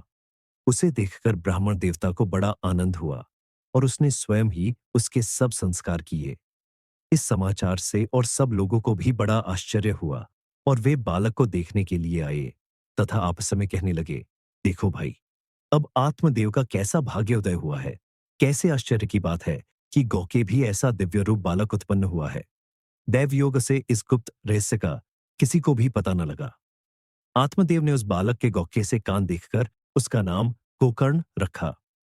कुछ काल बीतने पर वे दोनों बालक जवान हो गए। उनमें गोकर्ण तो बड़ा पंडित और ज्ञानी हुआ, किंतु धुंधुकारी बड़ा ही दुष्ट निकला। स्नान शौचादि ब्राह्मणोचित आचारों का उसमें नाम भी न था और न खान पान का ही कोई परहेज था। क्रोध उसमें बहुत बढ़ा चढ़ा था। वह बुरी बुरी वस्तुओं का संग्रह किया करता था। मुर्दे के हाथ से छुआया हुआ अन्न भी खा लेता था। दूसरों की चोरी करना और सब लोगों से द्वेष बढ़ाना उसका स्वभाव बन गया था। छिपे छिपे वह दूसरों के घरों में आग लगा देता था। दूसरों के बालकों को खेलाने के लिए गोद में लेता और उन्हें चट कुएं में डाल देता। हिंसा का उसे व्यसन सा हो गया था। हर समय वह अस्त्र शस्त्र धारण किए रहता और बेचारे अंधे और दीन दुखियों को व्यर्थ तंग करता। चांडालों से उसका विशेष प्रेम था। बस हाथ में फंदा लिए कुत्तों की टोली के साथ शिकार की टोह में घूमता रहता। वेश्याओं के जाल में फंसकर उसने अपने पिता की सारी संपत्ति नष्ट कर दी। एक दिन माता पिता को मार पीट कर घर के सब बर्तन भांडे उठा ले गया। इस प्रकार जब सारी संपत्ति स्वाहा हो गई, तब उसका कृपण पिता फूट फूट कर रोने लगा और बोला, इससे तो इसकी मां का बांझ रहना ही अच्छा था। कुपुत्र तो बड़ा ही दुखदाई होता है। अब मैं कहाँ रहूं, कहाँ जाऊं? मेरे इस संकट को कौन काटेगा? हाय, मेरे ऊपर तो बड़ी विपत्ति आ पड़ी है। इस दुख के कारण अवश्य मुझे एक दिन प्राण छोड़ने पड़ेंगे। उसी समय परम ज्ञानी गोकर्ण जी वहां आए और उन्होंने पिता को वैराग्य का उपदेश करते हुए बहुत समझाया। वे बोले, पिताजी, यह संसार सार है। यह अत्यंत दुखरूप और मोह में डालने वाला है। पुत्र किसका, धन किसका? स्नेहवान पुरुष रात दिन दीपक के समान जलता रहता है। सुख न तो इंद्र को है और न चक्रवर्ती राजा को ही। सुख है तो केवल विरक्त एकांत जीवी मुनि को। यह मेरा पुत्र है। इस अज्ञान को छोड़ छोड़ दीजिए। मोह से नरक की प्राप्ति होती है। यह शरीर तो नष्ट होगा ही, इसलिए सब कुछ छोड़कर वन में चले जाइए। गोकर्ण के वचन सुनकर आत्मदेव वन में जाने के लिए तैयार हो गया और उनसे कहने लगा, बेटा, वन में रहकर मुझे क्या करना चाहिए, यह मुझसे विस्तार पूर्वक कहो। मैं बड़ा मूर्ख हूं। अब तक कर्मवश स्नेहपाश में बंधा हुआ अपंग की भांति इस घर रूप अंधेरे कुएं में ही पड़ा रहा हूं। तुम बड़े दयालु हो, इससे मेरा उद्धार करो। गोकर्ण ने कहा, पिताजी, यह शरीर हड्डी मांस और रुधिर का पिंड है। इसे आप इमे मानना छोड़ दें और स्त्री पुत्रादि को अपना कभी न माने। इस संसार को रात दिन क्षणभंगुर देखे। इसकी किसी भी वस्तु को स्थायी समझकर उसमें राग न करे। बस एकमात्र वैराग्य रस के रसिक होकर भगवान की भक्ति में लगे रहे। भगवत भजन ही सबसे बड़ा धर्म है। निरंतर उसी का आश्रय लिए रहे। अन्य सब प्रकार के लौकिक धर्मों से मुख मोड़ ले। सदा साधुजनों की सेवा करे। भोगों की लालसा को पास न फटकने दे तथा जल्दी से जल्दी दूसरों के गुण दोषों का विचार करना छोड़कर एकमात्र भगवत सेवा और भगवान की कथाओं के रस का ही पान करे। इस प्रकार पुत्र की वाणी से प्रभावित होकर आत्मदेव ने घर छोड़ दिया और वन की यात्रा की। यद्यपि उसकी आयु उस समय 60 वर्ष की हो चुकी थी, फिर भी बुद्धि में पूरी दृढ़ता थी।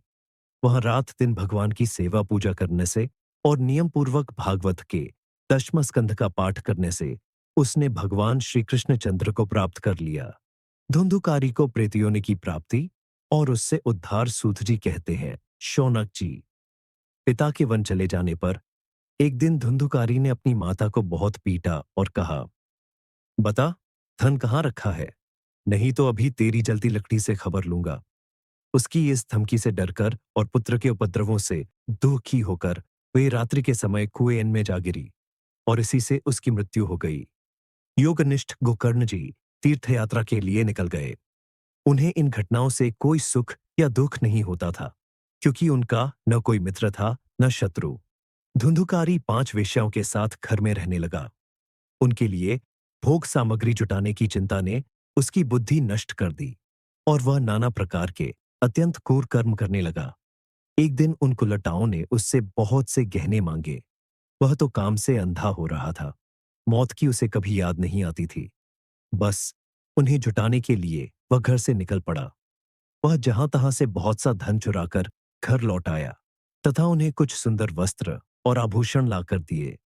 चोरी का बहुत माल देखकर रात्रि के समय स्त्रियों ने विचार किया कि यह नित्य ही चोरी करता है, इसलिए इसे किसी दिन अवश्य राजा पकड़ लेगा।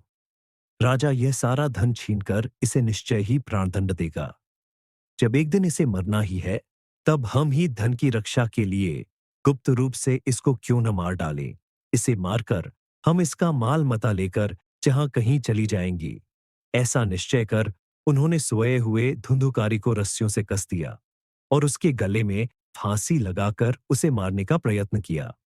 इससे जब वह जल्दी न मरा तो उन्हें बड़ी चिंता हुई। तब उन्होंने उसके मुख पर बहुत से दहकते अंगारे डाले। इससे वह अग्नि की लपटों से बहुत छटपटाकर मर गया। उन्होंने उसके शरीर को एक गड्ढे में डालकर गाड़ दिया। सच है, स्त्रियां प्रायः बड़ी दुस्साहसी होती है। उनके इस कृत्य का किसी को भी पता न चला। लोगों के पूछने पर कह देती थीं कि हमारे प्रियतम पैरों के लोभ से अब की बार कहीं दूर चले गए हैं, इसी वर्ष के अंदर लौट आएंगे। बुद्धिमान पुरुष को दुष्टा स्त्रियों का कभी विश्वास न करना चाहिए। जो मूर्ख इनका विश्वास करता है, उसे दुखी होना पड़ता है। इनकी वाणी तो अमृत के समान कामियों के हृदय में रस का संचार करती है, किंतु हृदय छुरे की धार के समान तीक्ष्ण होता है। भला इन स्त्रियों का कौन प्यारा है? वे कुलटाए धुंधुकारी की सारी संपत्ति समेटकर वहां से चंपत हो गई। उनके ऐसे न जाने कितने पति थे और धुंधुकारी अपने कुकमों के कारण भयंकर प्रेत हुआ।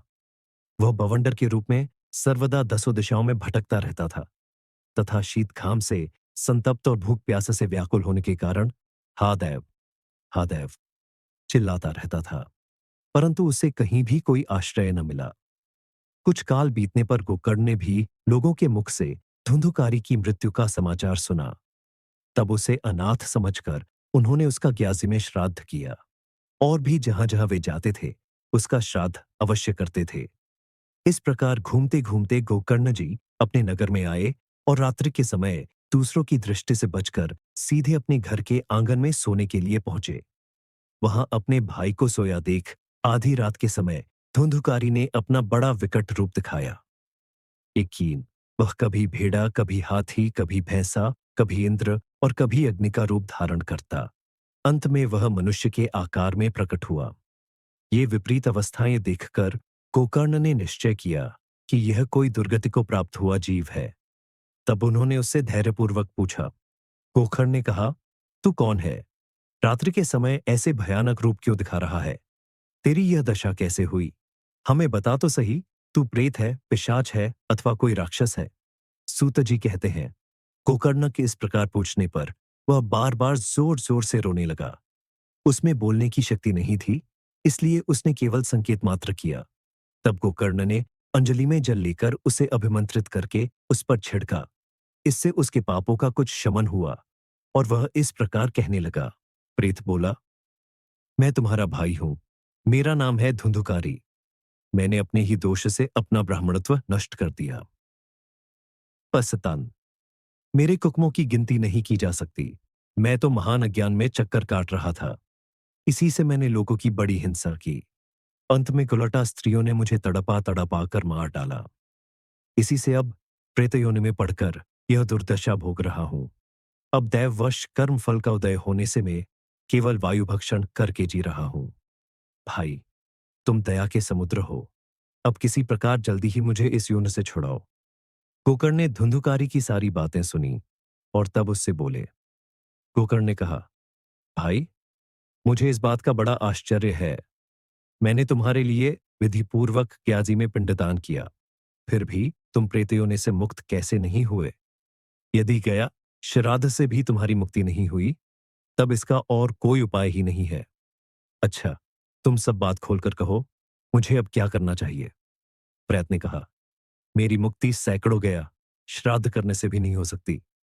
अब तो तुम इसका कोई और उपाय सोचो। प्रेत की यह बात सुनकर गोकर्ण को बड़ा आश्चर्य हुआ।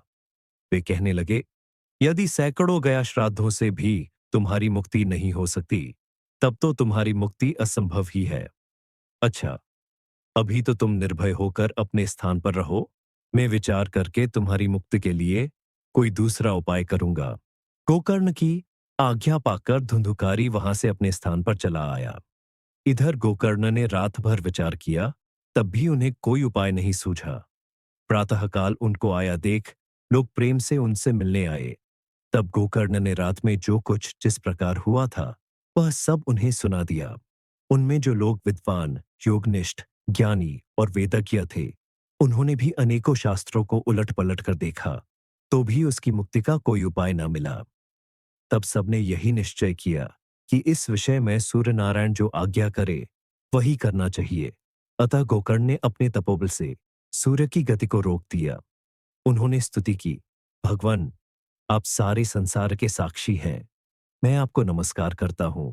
आप मुझे कृपा करके धुंधुकारी की मुक्ति का साधन बताइए। गोकर्ण की यह प्रार्थना सुनकर सूर्यदेव ने दूर से ही स्पष्ट शब्दों में कहा, श्रीमद् भागवत से मुक्ति हो सकती है, इसलिए तुम उसका सप्ताह पारायण करो। सूर्य का यह धर्ममय वचन वह सभी ने सुना। तब सबने यही कहा कि प्रयत्नपूर्वक यही करो, है भी यह साधन बहुत सरल। अतः गोकर्ण जी भी तदनुसार निश्चय करके कथा सुनाने के लिए तैयार हो गए। देश और गांवों से अनेकों लोग कथा सुनने के लिए आए। बहुत से लिंगड़े लूले, अंधे बूढ़े और मंदबुद्धि पुरुष भी अपने पापों की निवृत्ति के उद्देश्य से वहां आ पहुंचे। इस प्रकार वहां इतनी भीड़ हो गई कि उसे देखकर देवताओं को भी आश्चर्य होता था। जब गोकर्ण जी व्यास गद्दी पर बैठकर कथा कहने लगे, तब वह प्रेत भी वहां आ पहुंचा और इधर उधर बैठने के लिए स्थान ढूंढने लगा। इतने में ही उसकी दृष्टि एक सीधे रखे हुए 7 गांठ के बॉस पर पड़ी। उसी के नीचे के छिद्र में घुसकर वह कथा सुनने के लिए बैठ गया। वायुरूप होने के कारण वह बाहर कहीं बैठ नहीं सकता था, इसलिए बांस में घुस गया। गोकर्ण जी ने एक वैष्णव ब्राह्मण को मुख्य श्रोता बनाया और प्रथम स्कंध से ही स्पष्ट स्वर में कथा सुनानी आरंभ कर दी। सायंकाल में जब कथा को विश्राम दिया गया, तब एक बड़ी विचित्र बात हुई। वहां सभासदों के देखते देखते उस बॉस की एक गांठ तड़तड़ शब्द करती फट गई। इसी प्रकार दूसरे दिन सायंकाल में दूसरी गांठ फटी और तीसरे दिन उसी समय तीसरी। इस प्रकार 7 दिनों में 7 गांठों को फोड़कर धुंधुकारी 12 स्कंधों के सुनने से पवित्र होकर प्रीतियों से मुक्त हो गया और दिव्य रूप धारण करके सबके सामने प्रकट हुआ। उसका मेघ के समान श्याम शरीर पीतांबर और तुलसी की मालाओं से सुशोभित था तथा सिर पर मनोहर मुकुट और कानों में कमनीय कुंडल झिलमिला रहे थे। उसने तुरंत अपने भाई गोकर्ण को प्रणाम करके कहा, भाई, तुमने कृपा करके मुझे प्रेत योनि की यातनाओं से मुक्त कर दिया। यह प्रेत पीड़ा का नाश करने वाली श्रीमद् भागवत की कथा धन्य है तथा श्री कृष्ण चंद्र के धाम की प्राप्ति कराने वाला इसका सप्ताह पारायण भी धन्य है। जब सप्ताह श्रवण का योग लगता है, तब सब पाप थर्रा उठते हैं कि अब यह भागवत की कथा जल्दी ही हमारा अंत कर देगी। जिस प्रकार आग गीली सूखी छोटी बड़ी सब तरह की लकड़ियों को जला डालती है, उसी प्रकार ये सप्ताह श्रवण मन, वचन और कर्म द्वारा किए हुए नए पुराने छोटे बड़े सभी प्रकार के पापों को भस्म कर देता है। विद्वानों ने देवताओं की सभा में कहा है कि जो लोग इस भारतवर्ष में श्रीमद् भागवत की कथा नहीं सुनते, उनका जन्म व्याव्या ही है।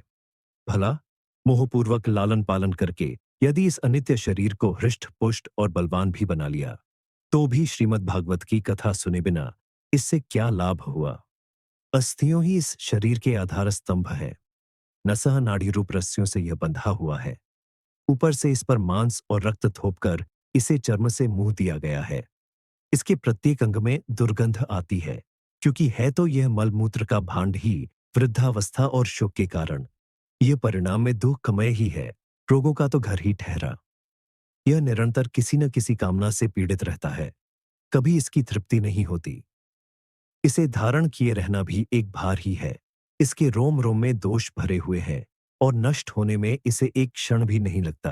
अंत में यदि इसे गाड़ दिया जाता है तो इसके कीड़े बन जाते हैं।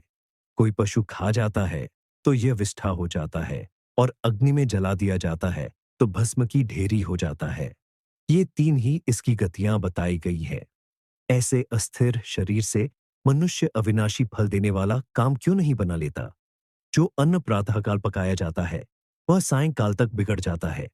फिर उसी के रस से पुष्ट हुए शरीर की नित्यता कैसी?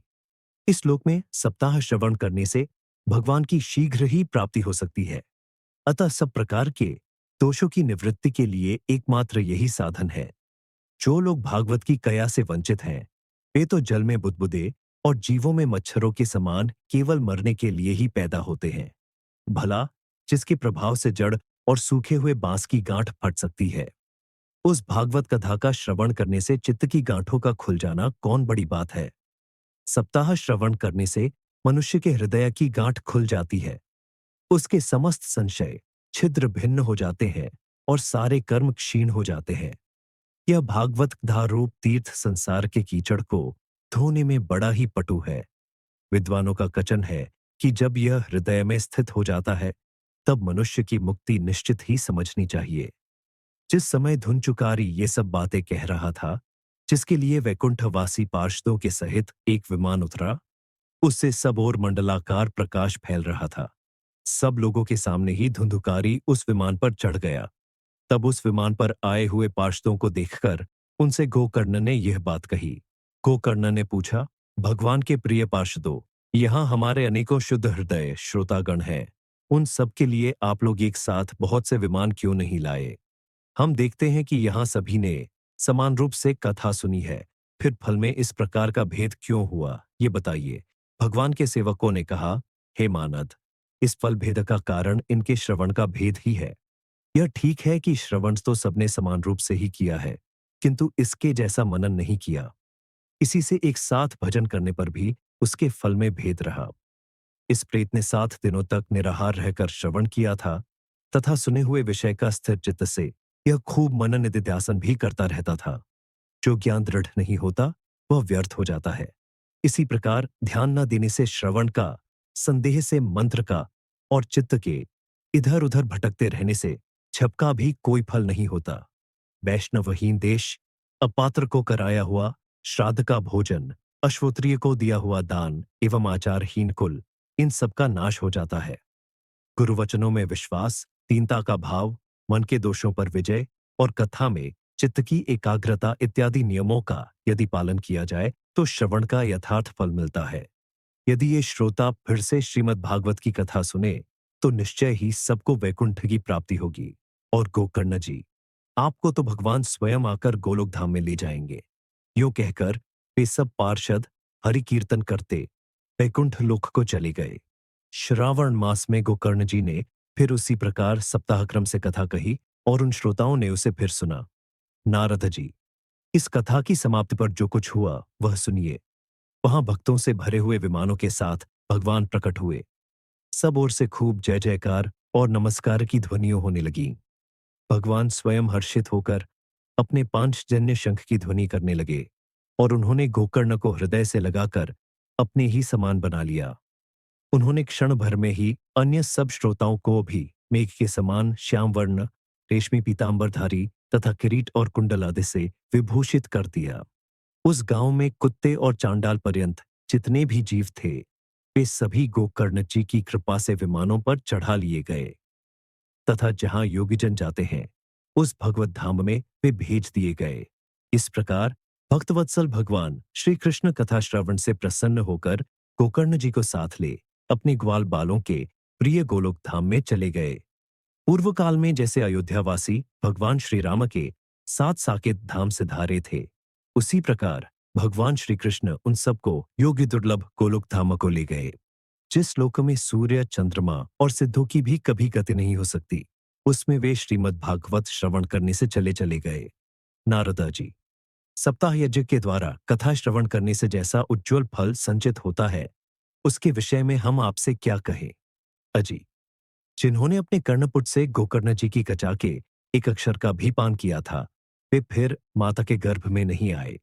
जिस गति को लोग वायु, जल या पत्ते खाकर शरीर सुखाने से, बहुत काल तक घोर तपस्या करने से और योगाभ्यास से भी नहीं पा सकते, उसे वे सप्ताह श्रवण से सहज में ही प्राप्त कर लेते हैं।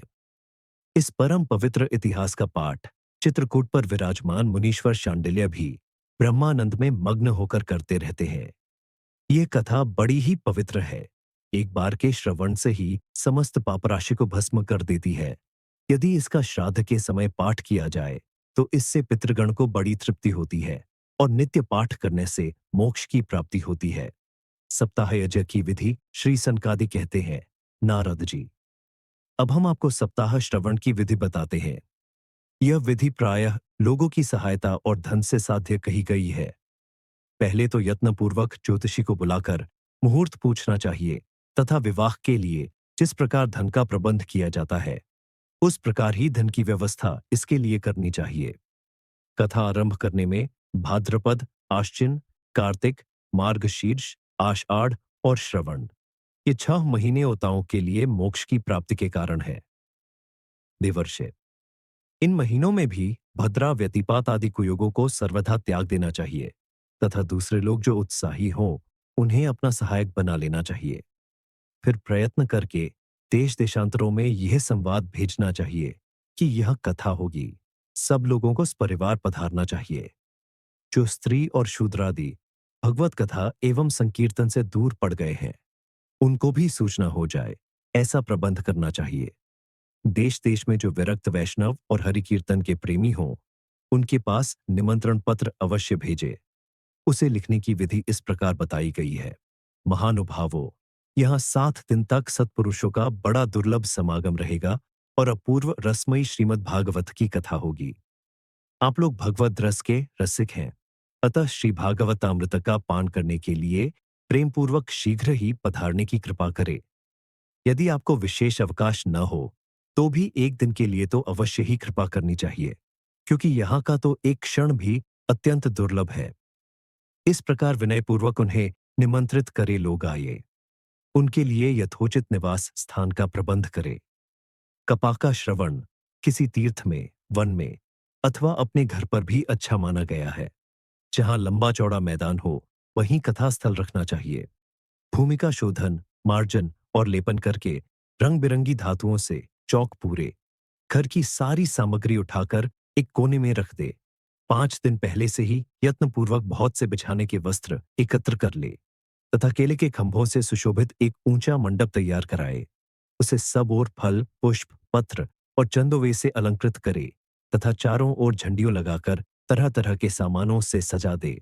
उस मंडप में कुछ ऊंचाई पर 7 विशाल लोकों की कल्पना करे और उनमें विरक्त ब्राह्मणों को बुला बुलाकर बैठाए। आगे की ओर उनके लिए वहां यथोचित आसन तैयार रखे। इनके पीछे वक्ता के लिए भी एक दिव्य सिंहासन का प्रबंध करे। यदि वक्ता का मुख उत्तर की ओर रहे तो श्रोता पूर्वाभिमुख होकर बैठे और यदि वक्ता पूर्वाभिमुख रहे तो श्रोता को उत्तर की ओर मुख करके बैठना चाहिए अथवा वक्ता और श्रोता को पूर्वमुख होकर बैठना चाहिए। देश काल आदि को जानने वाले महानुभावों ने श्रोता के लिए ऐसा ही नियम बताया है। जो वेद शास्त्र की स्पष्ट व्याख्या करने में समर्थ हो, तरह तरह के दृष्टांत दे सकता हो तथा विवेकी और अत्यंत निःस्पृह हो, ऐसे विरक्त और विष्णु भक्त ब्राह्मण को वक्ता बनाना चाहिए। श्रीमद् भागवत के प्रवचन में ऐसे लोगों को नियुक्त नहीं करना चाहिए जो पंडित होने पर भी अनेक धर्मों के चक्कर में पड़े हुए स्त्री लंपट एवं पाखंड के प्रचारक हों। वक्ता के पास ही उसकी सहायता के लिए एक वैसा ही विद्वान और स्थापित करना चाहिए। वह भी सब प्रकार के संशयों की निवृत्ति करने में समर्थ और लोगों को समझाने में कुशल हो। कथा प्रारंभ के दिन से एक दिन पूर्व व्रत ग्रहण करने के लिए वक्ता को क्षौर करा लेना चाहिए तथा अरुणोदय के समय शौच से निवृत्त होकर अच्छी तरह स्नान करे और संध्यादि अपने नित्य कर्मों को संक्षेप से समाप्त करके कचा के विघ्नों की निवृत्ति के लिए गणेश जी का पूजन करे। तदंतर पितृगण का तर्पण कर पूर्व पापों की शुद्ध के लिए प्रायश्चित करे और एक मंडल बनाकर उसमें श्रीहरि को स्थापित करे। पूजन फिर भगवान श्री कृष्ण को लक्ष्य करके मंत्रोच्चारण पूर्वक क्रमशः षोडशोपचार विधि से करे और उसके पश्चात प्रदक्षिणा तथा नमस्कार आदि कर इस प्रकार स्तुति करे। करुणा निधान, मैं संसार सागर में डूबा हुआ और बड़ा दीन हूं। कमों के मोहरूपी ग्राह ने मुझे पकड़ रखा है। आप इस संसार सागर से मेरा उद्धार कीजिए। इसके पश्चात धूप दीप आदि सामग्रियों से श्रीमद् भागवत की भी बड़े उत्साह और प्रीतिपूर्वक विधि विधान से पूजा करे। फिर पुस्तक के आगे नारियल रखकर नमस्कार करे और प्रसन्न चित्त से इस प्रकार स्तुति करे। श्रीमद् भागवत के रूप में आप साक्षात श्री कृष्णचंद्र ही विराजमान हैं। नाथ, मैंने भवसागर से छुटकारा पाने के लिए आपकी शरण ली है। मेरा यह मनोरथ आप बिना किसी विघ्न बाचा के सांगोपांग पूरा करे। केशव, मैं आपका दास हूं। इस प्रकार दीन वचन कहकर फिर वक्ता का पूजन करे, उसे सुंदर वस्त्राभूषणों से विभूषित करे और फिर पूजा के पश्चात उसकी इस प्रकार स्तुति करे। शुक स्वरूप भगवन, आप समझाने की कला में कुशल और सब शास्त्रों में पारंगत है। कृपया इस कथा को प्रकाशित करके मेरा अज्ञान दूर करे। फिर अपने कल्याण के लिए प्रसन्नतापूर्वक उसके सामने नियम ग्रहण करे और 7 दिनों तक यथाशक्ति उसका पालन करे। कथा में विघ्न न हो, इसके लिए 5 ब्राह्मणों को और वरण करे। वे द्वादशाक्षर मंत्र द्वारा भगवान के नामों का जप करे। फिर ब्राह्मण अन्य विष्णु भक्त एवं कीर्तन करने वालों को नमस्कार करके उनकी पूजा करे और उनकी आज्ञा पाकर स्वयं भी आसन पर बैठ जाए। जो पुरुष लोग संपत्ति, धन, घर और पुत्र आदि की चिंता छोड़कर शुद्ध चित्त से केवल कथा में ही ध्यान रखता है, उसे इसके श्रवण का उत्तम फल मिलता है। बुद्धिमान वक्ता को चाहिए कि सूर्योदय से कथा आरंभ करके 3:30 पहर तक मध्यम स्वर से अच्छी तरह कथा बांचे। दोपहर के समय 2 घड़ी तक कथा बंद रखे। उस समय कथा के प्रसंग के अनुसार वैष्णवों को भगवान के गुणों का कीर्तन करना चाहिए, व्यर्थ बातें नहीं करनी चाहिए। कथा के समय मलमूत्र के वेग को काबू में रखने के लिए अल्पाहार सुखकारी होता है, इसलिए श्रोता केवल एक ही समय हविष्यान्न भोजन करे। यदि शक्ति हो तो 7 दिन निराहार रहकर कथा सुने अथवा केवल घी या दूध पीकर सुखपूर्वक श्रवण करे अथवा फलाहार या एक समय ही भोजन करे, जिससे जैसा नियम सुभीते से सग सके उसी को कथा श्रवण के लिए ग्रहण करे। मैं तो उपवास की अपेक्षा भोजन करना अच्छा समझता हूं, यदि वह कथा श्रवण में सहायक हो। यदि उपवास से श्रवण में बाधा पहुंचती हो तो वह किसी काम का नहीं। नारद जी, नियम से सप्ताह सुनने वाले पुरुषों के नियम सुनिए। विष्णु भक्त की दीक्षा से रहित पुरुष कथा श्रवण का अधिकारी नहीं है। जो पुरुष नियम से कथा सुने उसे ब्रह्मचर्य से रहना, भूमि पर सोना और नित्य प्रति कथा समाप्त होने पर पत्थल में भोजन करना चाहिए।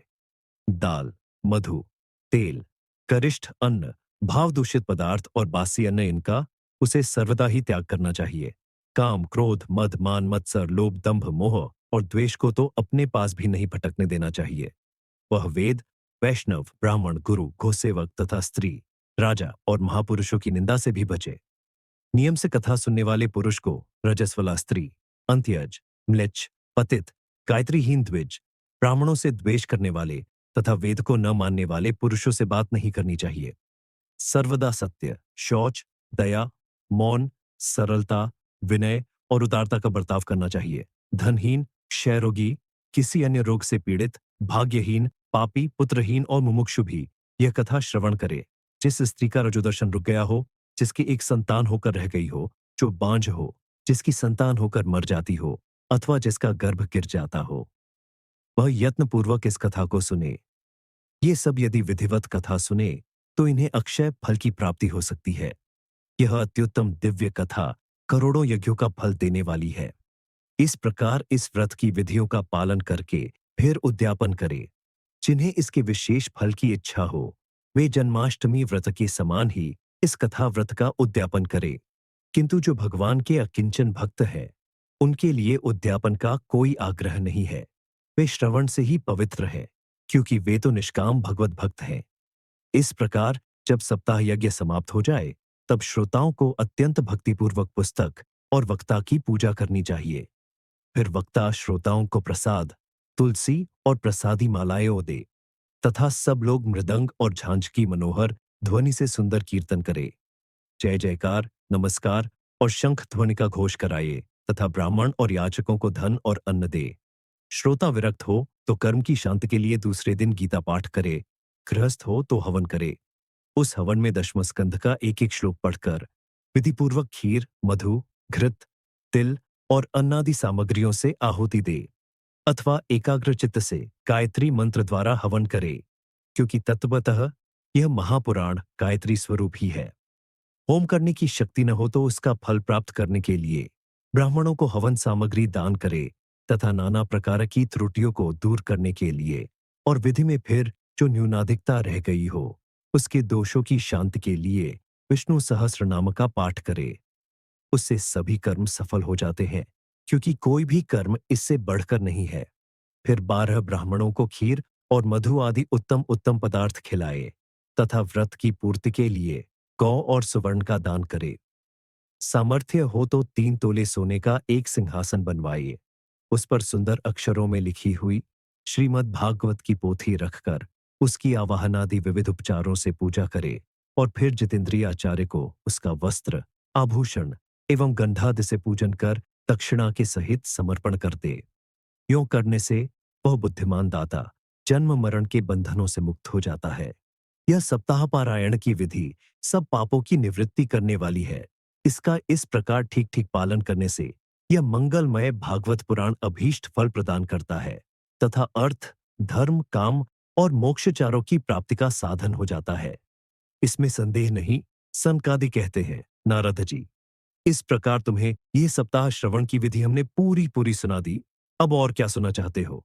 इस श्रीमद् भागवत से भोग और मोक्ष दोनों ही हाथ लग जाते हैं। सूत जी कहते हैं, शौनक जी, यों कहकर महामुनि सनकाद ने एक सप्ताह तक विधिपूर्वक इस सर्व पापनाशिनी, परम पवित्र तथा भोग और मोक्ष प्रदान करने वाली भागवत कथा का प्रवचन किया।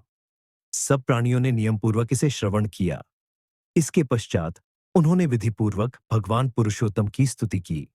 कथा के अंत में ज्ञान, वैराग्य और भक्ति को बड़ी पुष्टि पुष्टि मिली और वे तीनों एकदम तरुण होकर सब जीवों का चित्त अपनी ओर आकर्षित करने लगे। अपना मनोरथ पूरा होने से नारद जी को भी बड़ी प्रसन्नता हुई। उनके सारे शरीर में रोमांच हो आया और वे परमानंद से पूर्ण हो गए। इस प्रकार कथा श्रवण कर भगवान के प्यारे नारद जी हाथ जोड़कर प्रेम गदगद वाणी से सनकादि से कहने लगे। नारद जी ने कहा, मैं धन्य हूं, आप लोगों ने करुणा करके मुझे बड़ा ही अनुग्रहित किया है और आज मुझे सर्व पापहारी भगवान श्रीहरि की ही प्राप्ति हो गई।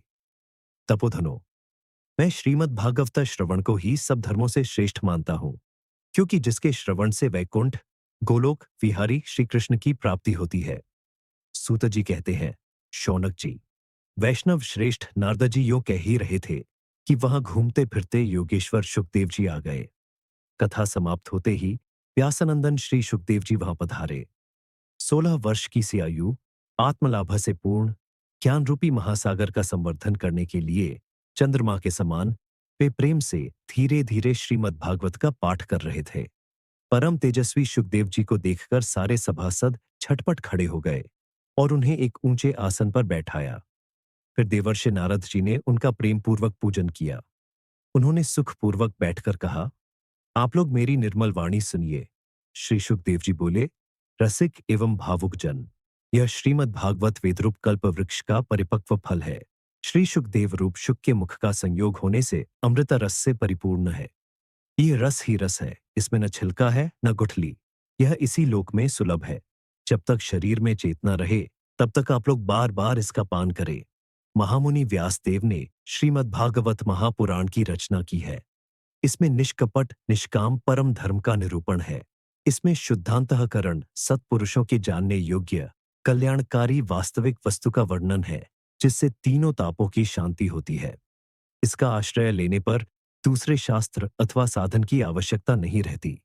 जब कभी पुण्यात्मा पुरुष इसके श्रवण की इच्छा करते हैं, तभी ईश्वर अविलंब उनके हृदय में अवरुद्ध हो जाता है। 11 यह भागवत पुराणों का तिलक और वैष्णवों का धन है। इसमें परमहंसों के प्राप्य विशुद्ध ज्ञान का ही वर्णन किया गया है तथा ज्ञान, वैराग्य और भक्ति के सहित निवृत्ति मार्ग को प्रकाशित किया गया है। जो पुरुष भक्तिपूर्वक इसके श्रवण, पठन और मनन में तत्पर रहता है, वह मुक्त हो जाता है। यह रस स्वर्गलोक, सत्यलोक, कैलाश और वैकुंठ में भी नहीं है। इसलिए भाग्यवान श्रोताओं, तुम इसका खूब पान करो, इसे कभी मत छोड़ो, मत छोड़ो। सूत जी कहते हैं, श्री सुखदेव जी इस प्रकार कह ही रहे थे कि उस सभा के बीचों बीच प्रहलाद बलि, उद्धव और अर्जुन आदि पार्षदों के सहित साक्षात श्री हरि प्रकट हो गए।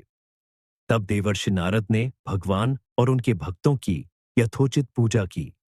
भगवान को प्रसन्न देखकर देवर्षि ने उन्हें एक विशाल सिंहासन पर बैठा दिया और सब लोग उनके सामने संकीर्तन करने लगे। उस कीर्तन को देखने के लिए श्री पार्वती जी के सहित महादेव जी और ब्रह्मा जी भी आए। कीर्तन आरंभ हुआ। प्रहलाद जी तो चंचल गति, फुर्तीले होने के कारण करताल बजाने लगे। उद्धव जी ने झांझें उठा ली। देवर्षि नारद वीणा की ध्वनि करने लगे। स्वर विज्ञान, गान विद्या में कुशल होने के कारण अर्जुन राग अलापने लगे। इंद्र ने मृदंग बजाना आरंभ किया। सनकादि बीच बीच में जय घोष करने लगे और इन सब के आगे शुकदेव जी तरह तरह की सरस अंगभंगी करके भाव बताने लगे। इन सब के बीच में परम तेजस्वी भक्ति, ज्ञान और वैराग्य नटों के समान नाचने लगे।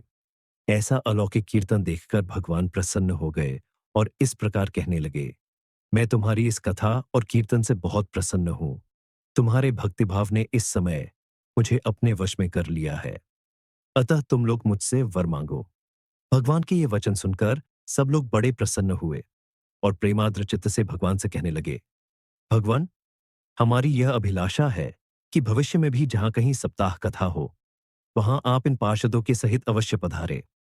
हमारा यह मनोरथ पूर्ण कर दीजिए। भगवान तथास्तु कहकर अंतर्धान हो गए। इसके पश्चात नारद जी ने भगवान तथा उनके पार्षदों के चरणों को लक्ष्य करके प्रणाम किया और फिर शुकदेव जी आदि तपस्वियों को भी नमस्कार किया। कथामृत का पान करने से सब लोगों को बड़ा ही आनंद हुआ। उनका सारा मोह नष्ट हो गया। फिर वे सब लोग अपने अपने स्थानों को चले गए। उस समय शुकदेव जी ने भक्ति को उसके पुत्रों सहित अपने शास्त्र में स्थापित कर दिया। इसी से भागवत का सेवन करने से श्रीहरि वैष्णवों के हृदय में आ विराजते हैं। जो लोग दरिद्रता के दुख ज्वर की ज्वाला से दग्ध हो रहे हैं, जिन्हें माया पिशाची ने रौंद डाला है तथा जो संसार समुद्र में डूब रहे हैं, उनका कल्याण करने के लिए श्रीमद् भागवत सिंहनाद कर रहा है।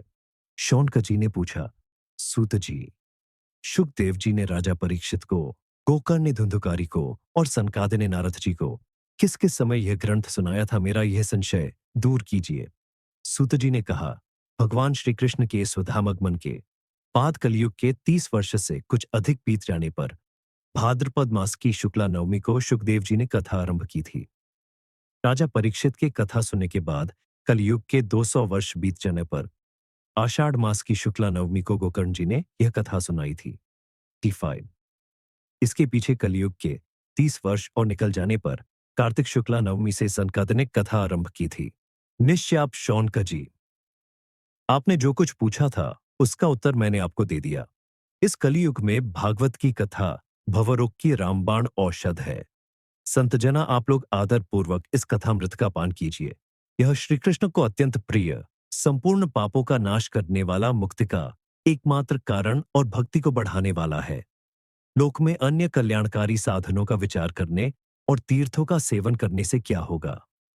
अपने दूत को हाथ में पाश लिए देखकर यमराज उसके कान में कहते हैं, देखो, जो भगवान की कथा वार्ता में मत्त हो रहे हों, उनसे दूर रहना। मैं औरों को ही दंड देने की शक्ति रखता हूं, वैष्णवों को नहीं। इस असार संसार में विषय रूप विष की आसक्ति के कारण व्याकुल बुद्धि वाले पुरुषों, अपने कल्याण के उद्देश्य से आधे क्षण के लिए भी इस शुभ कथा रूप अनुपम सुधा का पान करो। प्यारे भाइयों, निंदित कथाओं से युक्त कुपथ में व्यर्थ ही क्यों भटक रहे हो। इस कथा के कान में प्रवेश करते ही मुक्ति हो जाती है। इस बात के साक्षी राजा परीक्षित है। श्री शुकदेव जी ने प्रेम रस के प्रवाह में स्थित होकर इस कथा को कहा था। इसका जिसके कंठ से संबंध हो जाता है, वह वैकुंठ का स्वामी बन जाता है। शौनक जी, मैंने अनेक शास्त्रों को देखकर आपको यह परम गोप्य रहस्य अभी अभी सुनाया है। सब शास्त्रों के सिद्धांतों का यही निचोड़ है। संसार में इस शुक शास्त्र से अधिक पवित्र और कोई वस्तु नहीं है। अतः आप लोग परमानंद की प्राप्ति के लिए इस द्वादश स्कंध रूप रस का पान करें। जो पुरुष नियम पूर्वक इस कथा का भक्तिभाव से श्रवण करता है और जो शुद्धांतकरण भगवत भक्तों के सामने इसे सुनाता है, वे दोनों ही विधि का पूरा पूरा पालन करने के कारण इसका यथार्थ फल पाते हैं। उनके लिए त्रिलोकी में कुछ भी असाध्य नहीं रह जाता। समाप्तमिदं श्रीमद्भागवतमाहात्म्यम्।